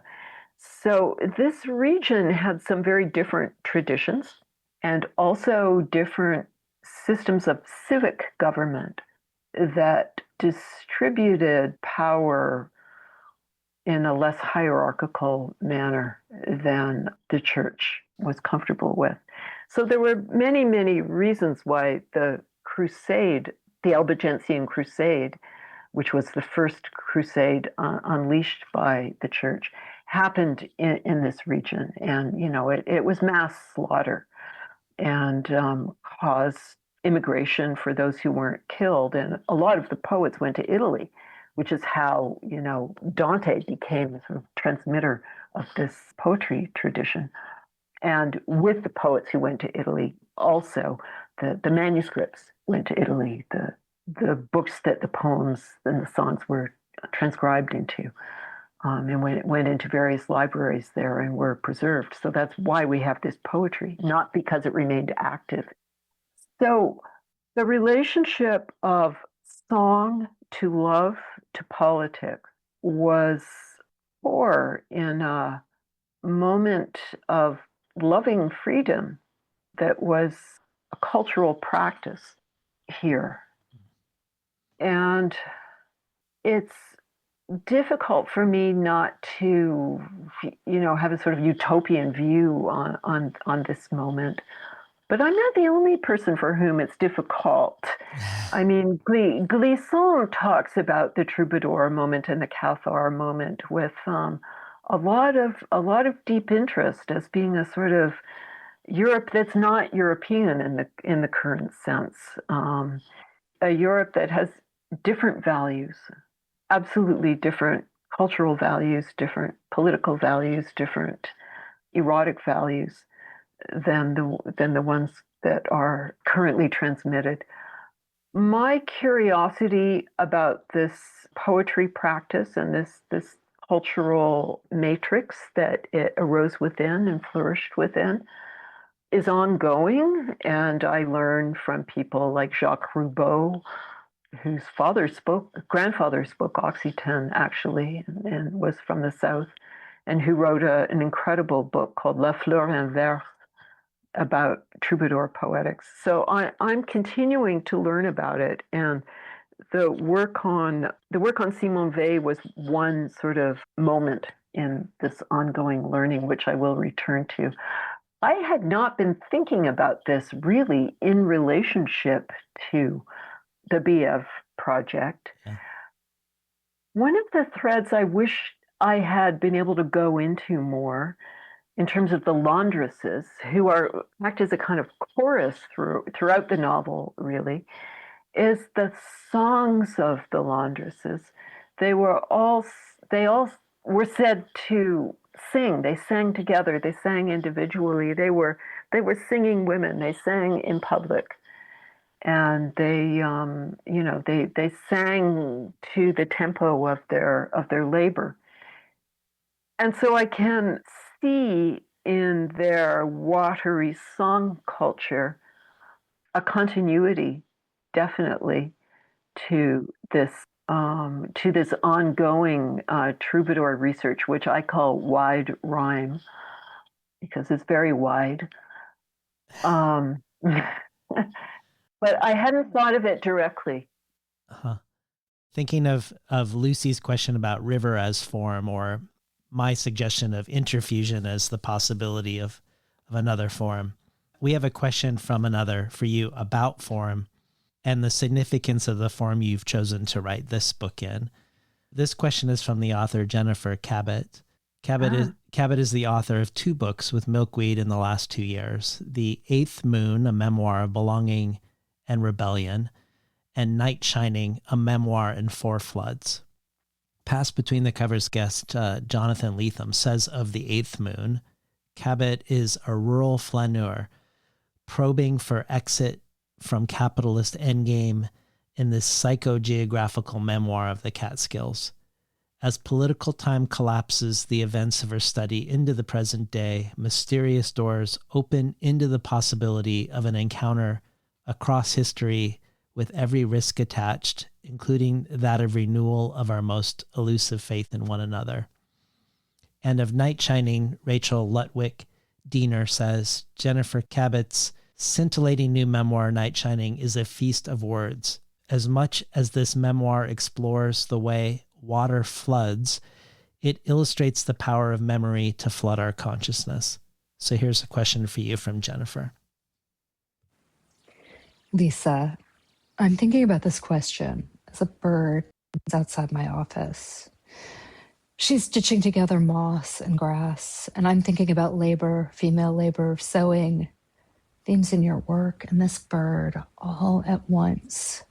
You and this Phoebe, she's a Phoebe, are together, Lisa. David and Lisa, hi.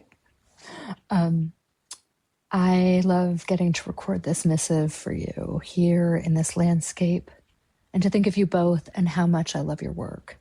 David, in your interviews in this moment, like right now, in them where people get to appear to say, I love your work to another writer. And you, this other writer, Lisa, who are everything to me. And on my desk right now before me is a stack of your books, nearly a dozen of them. And I have so much to say because I'm just terrified of not saying enough. And I want to ask about erotics. And I want to read, while I think about erotics, this last paragraph of spatial synthetics, just because I want everyone else to hear it and read it. The most pleasing civic object would be erotic hope. What could be more beautiful than to compile it with our minds, converting complicity to synthesis? The synthetics of space improvises unthought shape. Suppose we no longer call it identity. Spatial synthetics cease to enumerate how we have failed. Enough dialectical stuttering. We propose a theoretical device that amplifies the cognition of thresholds. It would add to the body the vertiginously unthinkable. Or I want to read from the weather, where the sky is mauve-lucite, and then it's interspersed with disappearances, like where is Ty Grace? And throughout so many ages and phases of my own writing, you've been with me as my guide. Occasional work and 7 walks I'd read as I would start art writing. And the weather, that's just been with me in everything, as I've been writing about the weather and loss and feminism. And my 2 books wouldn't exist without you. Night Shining, I felt like I was writing to you and to the weather and to Riverwork even before that existed, knowing you two were thinking of hydrology as theory. So there's everything I want to ask on class and labor and women, but maybe the real question is form, about writing a novel where actually smuggled in is the essay, a Bildungsroman coming of age, and as an essay on Baudelaire, and a feminine, feminist poetics, or a story of a cleaner and her disappeared aunt that is really about rivers and research and loss, and also aging in class and writing. So I want to hear about form, the temporal space of a novel. That's what you called it, the temporal space. Because without these novels, there would be none of my own writing. And mine is all nonfiction. So you open that door for me, and I'm curious about the decisions you make in both formally, how you approach them, and bending form in a novel about research, and a novel as an essay in a novel. And I am just so excited to hear your answer. And I want to say thank you for everything. Yeah. I think, Jennifer, that more and more my experience of form in writing is in terms of a belatedness. I'm not beginning with a formal idea.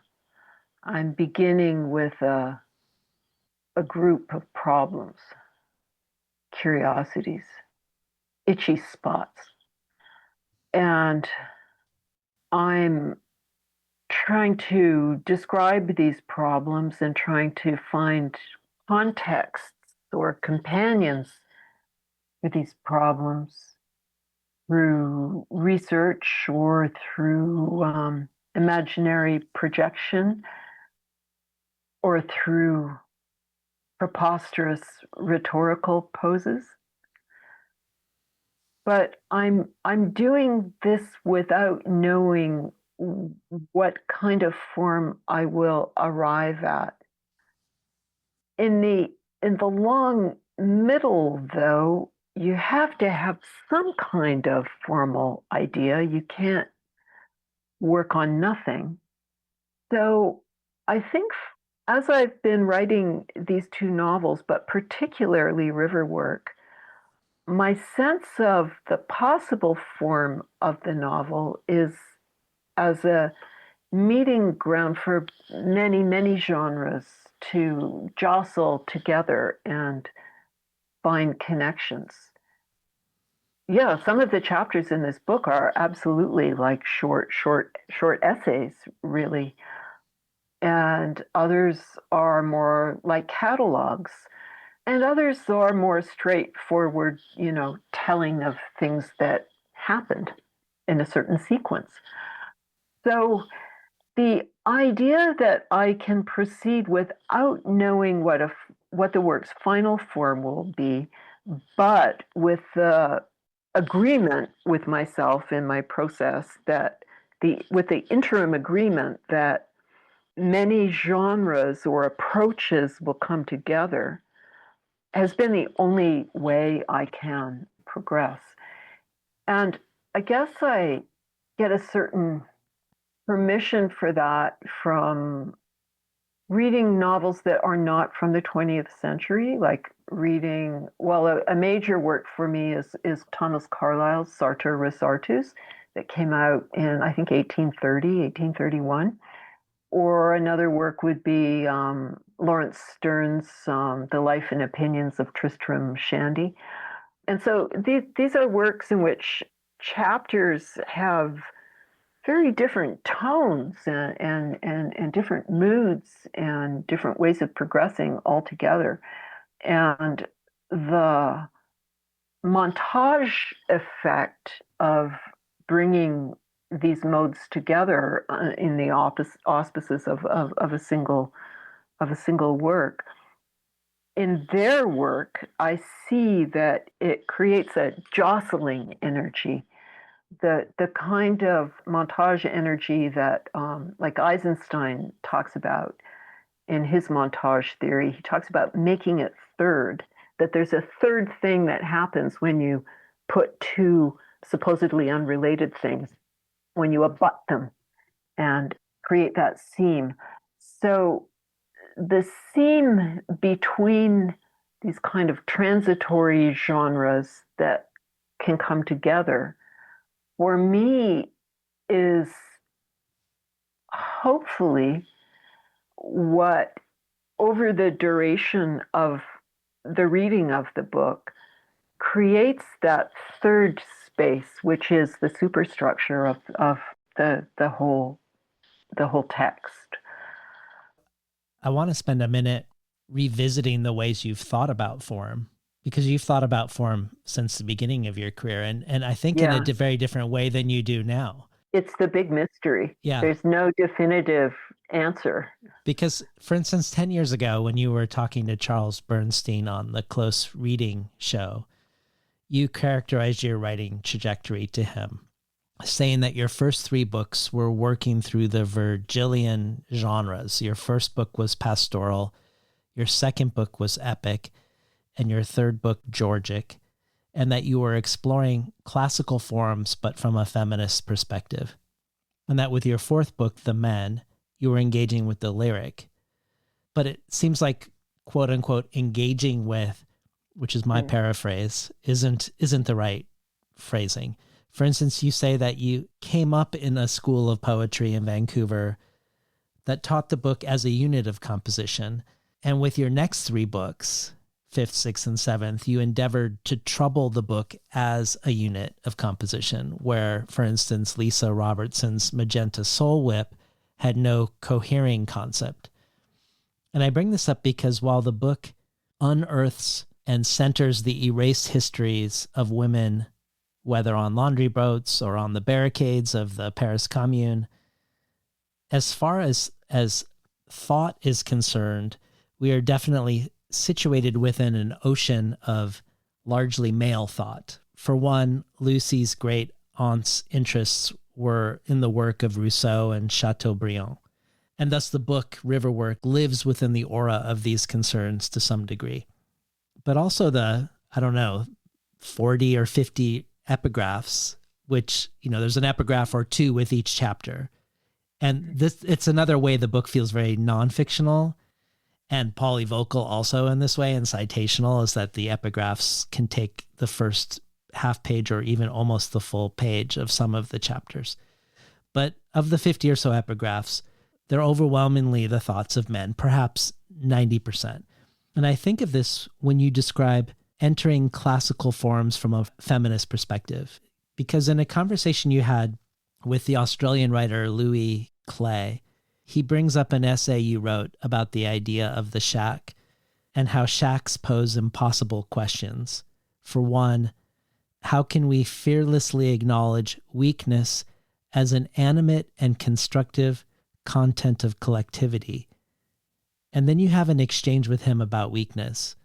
Of course, when we think of shacks, we might also think of ditches and gutters, of low things and of weak things too. But with weakness, I think not only of the so-called weaker sex, but again of Le Guin's gloss on Taoism, where weakness is the truer strength, where water is seeming to fall into the cracks, but is really the origin of those cracks, and the ways in which cracks grow, the way in which a mountain is potentially brought down.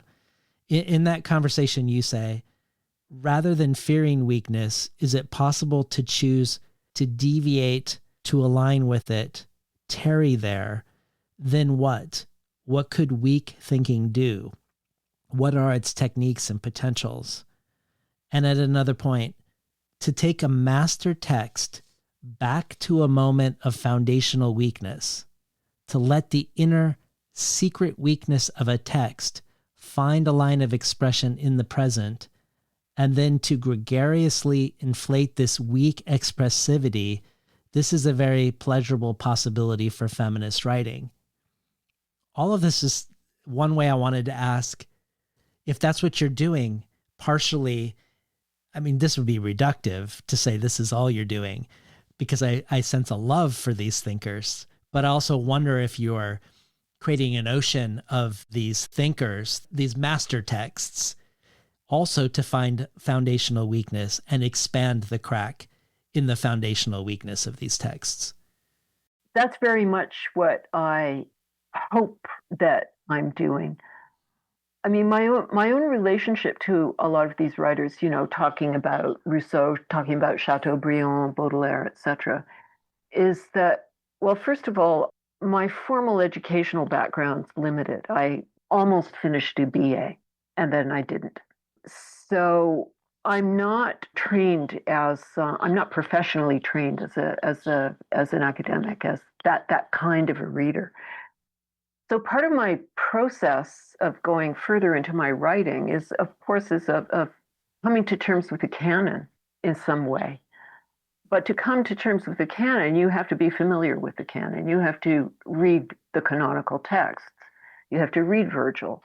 You have to read Rousseau. You can't come to a position about power and authority if you're not familiar with its structure and its rhetorical positions.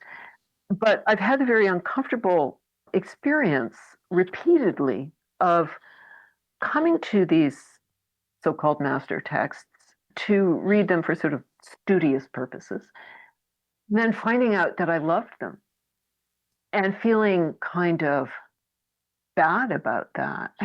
I love that. So, I was shocked to discover that I loved reading Freud.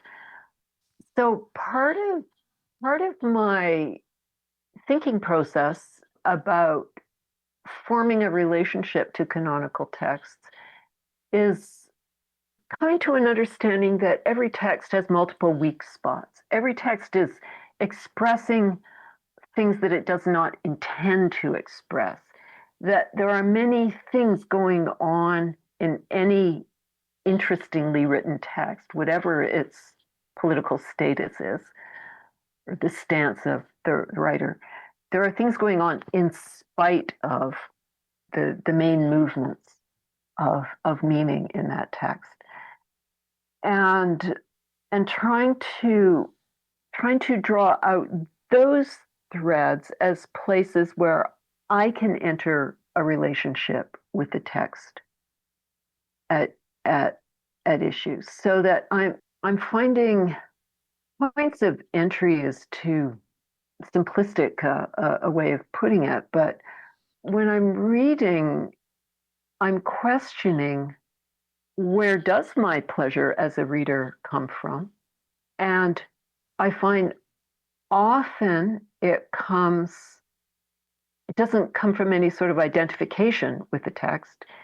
It comes from a recognition of the equivocity that's carried, the ambivalence beneath the surface of a seemingly coherent stance is the place where I want to go deeper in order to widen that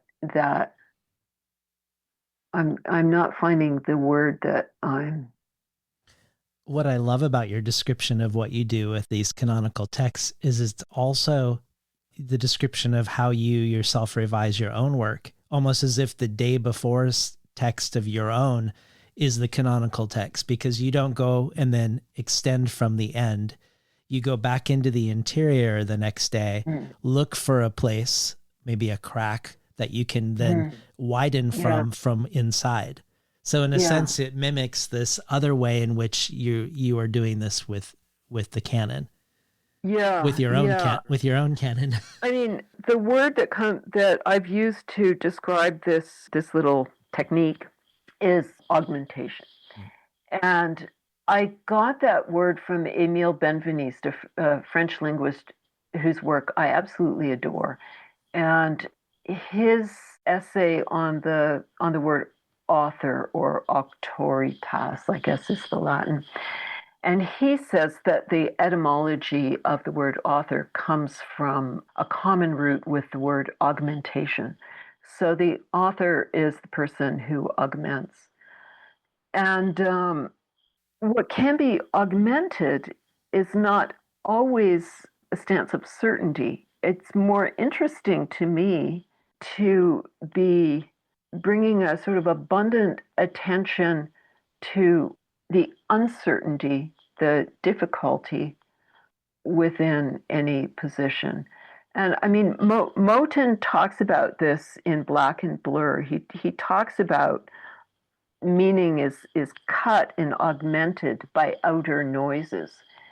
So this idea of bringing an outside, which historically and culturally and institutionally is not meant to be represented in a canonical sense, bringing that outside into the interior of a reading experience is something that happens if you're not from inside the institution. If you're reading these canonical masters as a feminist, as a working class person, etc., it just happens. But if you can take that just happens and open it, as Fred is suggesting, as an augmentative strategy, which then functions to disperse or scatter the structure of authority in a text in order to let different meaning structures into the inside through this sort of flooding juxtaposition cut and this sort of position of abundance rather than limit. People can't see that you're rocking as you do this. And I want to ask you about rhythm.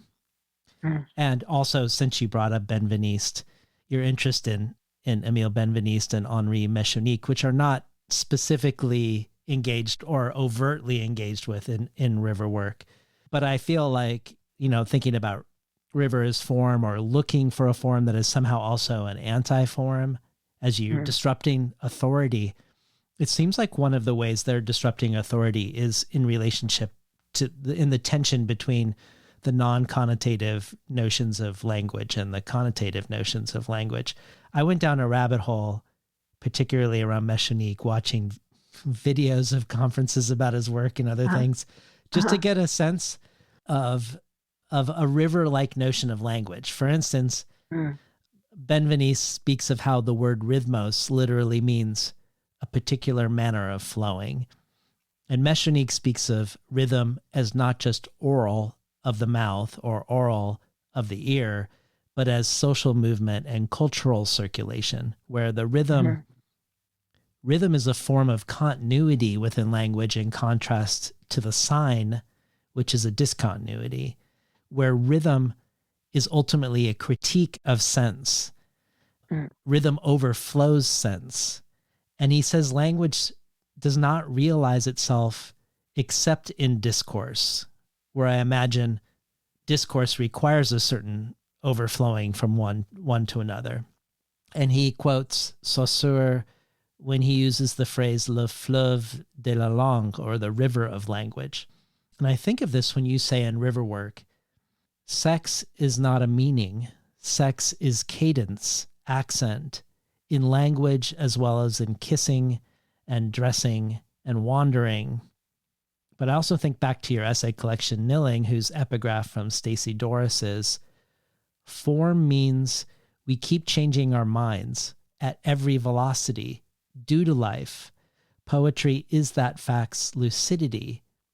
And from Eric Auerbach, that the word figure stems from the Latin figura, which means plastic form, pointing to new manifestation, the changing aspect of the permanent. And you say there that what makes an object figurative is its capacity to overflow intention, which in a way brings us back to the mysteries of reading too, I think, but not just reading, also I think of politics.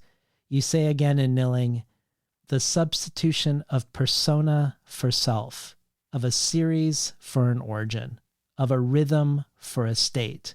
Here is love's tension, love's politics. Here is form. And I have no idea if this is the specific way or one of the ways that these linguists have influenced you. But I guess I wanted to at least create a moment for you to speak a little bit about questions of syntax or the poetics of the sentence, of writing a novel as a poet, of the possibility that rhythm is a critique of sense, and that maybe that's one way to go into the inside of a text and to critique the authority of the text is through rhythm. Yes, I agree with all of that. Short answer.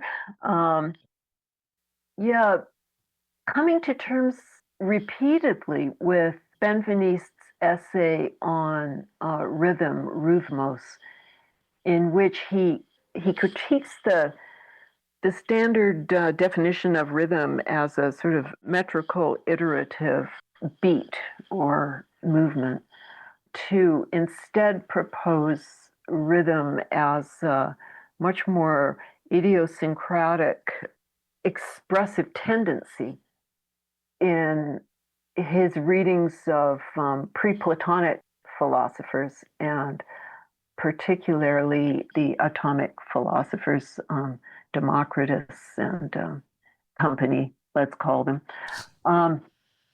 For Benveniste, the more generalized and to his mind faulty notion of rhythm is that it's what nature does. Everything comes around again. You know, there's another wave, there's another season, there's another day, etc., which makes the notion of rhythm seem inevitable, unchangeable, ongoing, and ironically fixed in a certain way. When he takes his analysis of the usages of this ancient Greek term, rhythmos, back to its philosophical sources in the atomist philosophers, he reveals it as being a social expression, not a expression of a fixed pattern in nature. And the examples he uses are social examples, really. They're the movement of a robe as it's being worn by a moving body, therefore inevitably perceived by other bodies in movement. So you have a sort of somewhat fixed or constrained situation, one body wearing one robe. So it's bordered in a certain sense. But within that bordered state, there are infinite recombinatory movements which are disturbing the surface in irregular ways. And likewise, the features on a human face, we have, if we're lucky, we've got two eyes, mouth, etc. But the expressions that move across anybody's face are utterly plastic and extremely idiosyncratic, and yet they're fixed by the constraint of the figure of the face.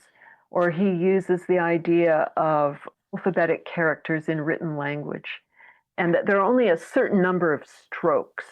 There's vertical, there's diagonal, horizontal, whatever. But with this fixed set of strokes, that all of the meanings of language can emerge. So those are the kinds of examples he uses. So that they're all very social examples. They're bodies, faces, language moving out towards a receiver. They're both recognizable as individual at the same time as they're infinitely changeable. So when you kind of denaturalize rhythm instead of, here we are, another spring, etc., and look at it as a human emanation, a human expressive emanation, suddenly, in the thought of Mechanique, for example, who was a very serious student of Benveniste's work, suddenly that expressive social capacity, that interpersonal or collective capacity of rhythmic social expression takes on a geopolitical meaning. Benveniste is very, very deeply, widely read and very respected in France and hardly at all in Anglophone North America.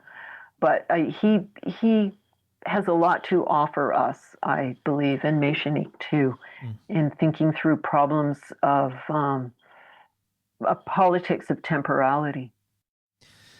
Well, I wanted to end maybe in an opposite place of where we've been. I wanted to end superficially, to come up from the gutter and resurface, because we've explored how you've daylighted many things in the shadows, or buried or erased, forgotten or dismissed, which feels like a gesture of going down into the dark and unearthing something the larger culture doesn't want to be seen or valued.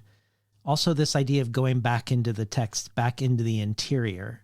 But you also have a longstanding preoccupation with surfaces. And I suspect you share Lucy Frost's assertion when she says, "I have always been on the side of artifice and ornament." You're attracted to the Baroque, which you've spoken a little bit about today, which you described once in a lecture in ways that are very tactile and surfacey, as a rough, unfinished pearl, as a gutter made of water flood, as hard earth made of pebbles. And one of the ways you engage with surfaces and ornamentation is through clothes. One of my favorite parts of Riverwork is the section that Sarah mentioned earlier, the pages of descriptions of the women of the Paris Commune and the garments that they wore.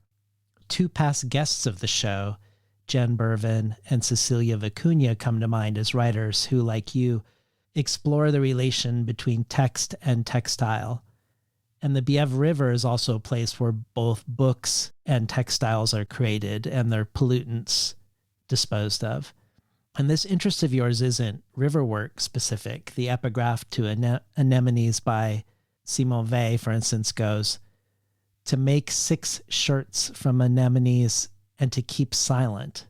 This is our way of acquiring power."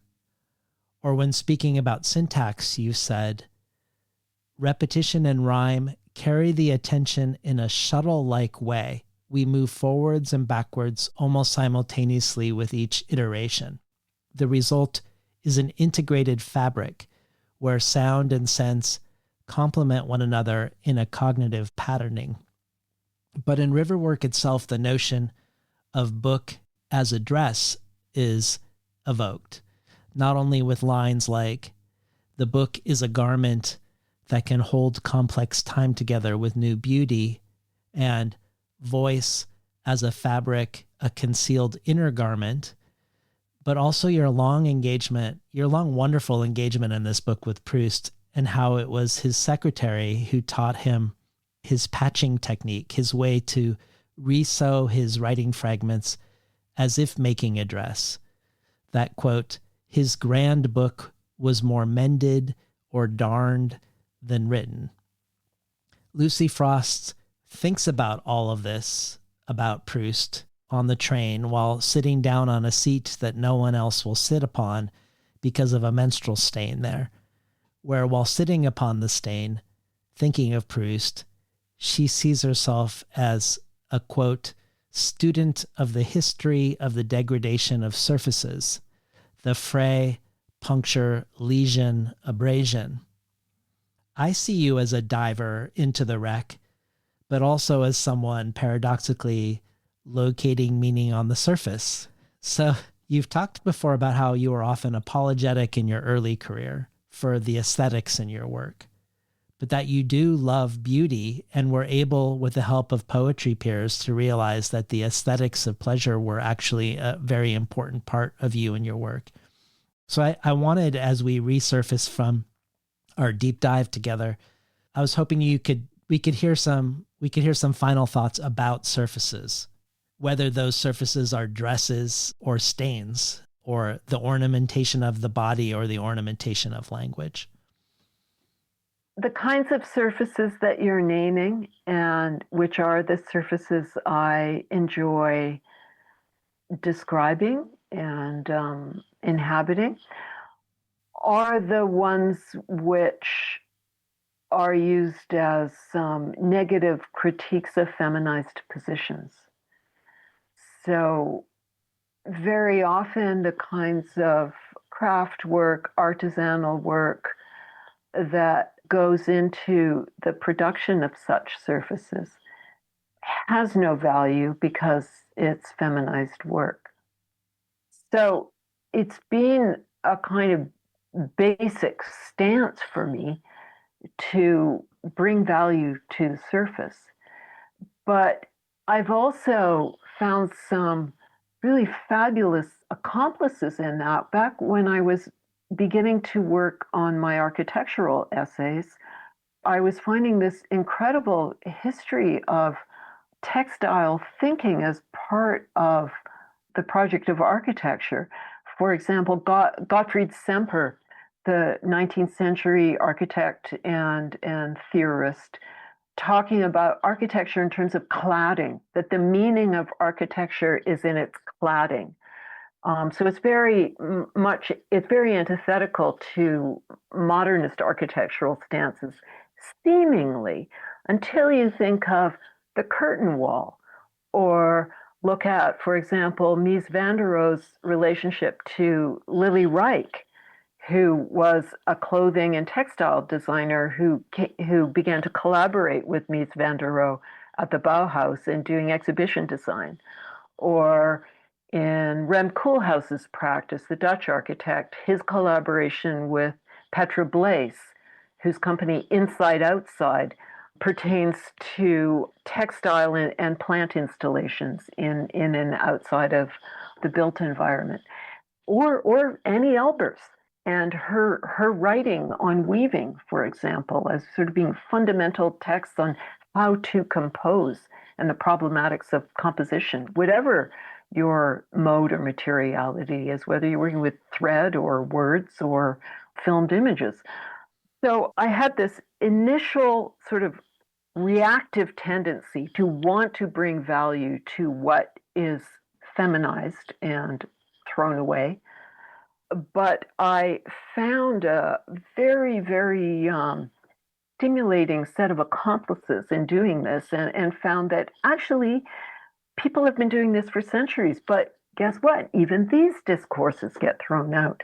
So part of my work has been to educate myself in those artisans and practitioners and thinkers who have thought this surface as the very threshold of meaning. And all of those people I named are people who I reread, but also in terms of literary practitioners, somebody like Juna Barnes, for example. Yeah.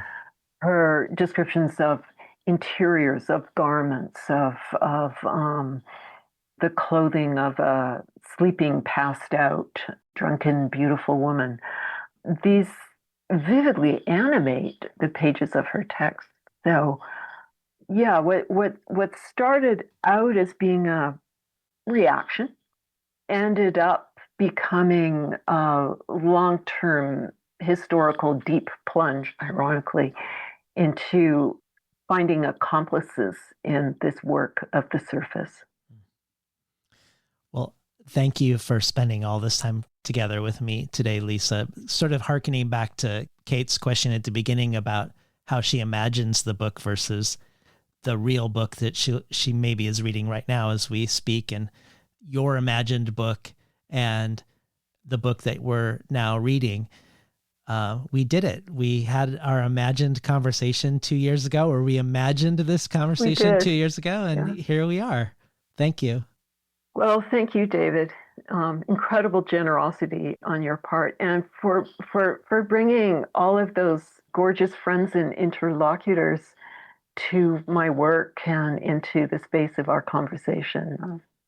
I was and remain deeply moved. I had to fight tears a couple of times. Oh, that's wonderful. I'll just also say, like, when I was researching, gathering all these books, also asking different people what their favorite Lisa Robertson book was. This one is my favorite, Riverwork. And thank you. And I love a lot of the books that I read of yours, and I still feel like this one ultimately is the one that I feel closest to.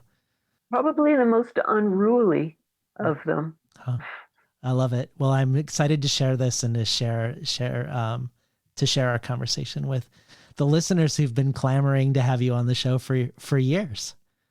Thank you. Thank you. We've been talking today to Lisa Robertson, the author most recently of Riverwork. You've been listening to Between the Covers. I'm David Naiman, your host.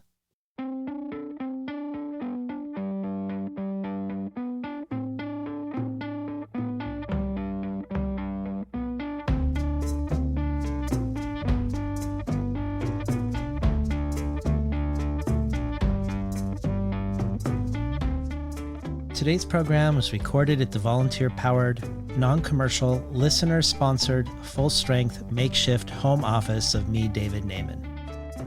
If you enjoyed today's conversation, consider transforming yourself from a listener to a listener supporter by joining the Between the Covers community. Every supporter can join our brainstorm of future guests, and every listener supporter receives the supplementary resources with each and every conversation of things I discovered while preparing, things that we reference during it, and places to explore once you're done listening. In addition, you can choose from a wide variety of other things, including the bonus audio archive with contributions from past guests, whether Lisa Robertson reading her translation of Charles Baudelaire's long poem Hags, Joy Graham reading rain poems by others, Alice Oswald reading a ballad to Anne Carson and from the Book of Job, Omar El-Akkad reading Jory Graham, Banu Kapil giving a long, late-night whispered reading from her journal, and much more. Or perhaps you want to subscribe as a Milkweed early reader, receiving 12 books over the course of a year before they're available to the general public. You can check it all out, these options and much more, at patreon.com/betweenthecovers. Or if you prefer a one-time donation, you can do so by PayPal at milkweed.org/podcast support. I'd like to thank the Milkweed team, particularly Claire Barnes and Craig Popolars, for everything they're doing to make this partnership a reality. And finally, I'd like to thank past Between the Covers guest, poet, musician, filmmaker, composer, teacher, performer, and much more, Alicia Jo Rabins, for making the intro and the outro for the show. You can find out more about her work, her writing, her music, her film at aliciajo.com ALICIAJO.com.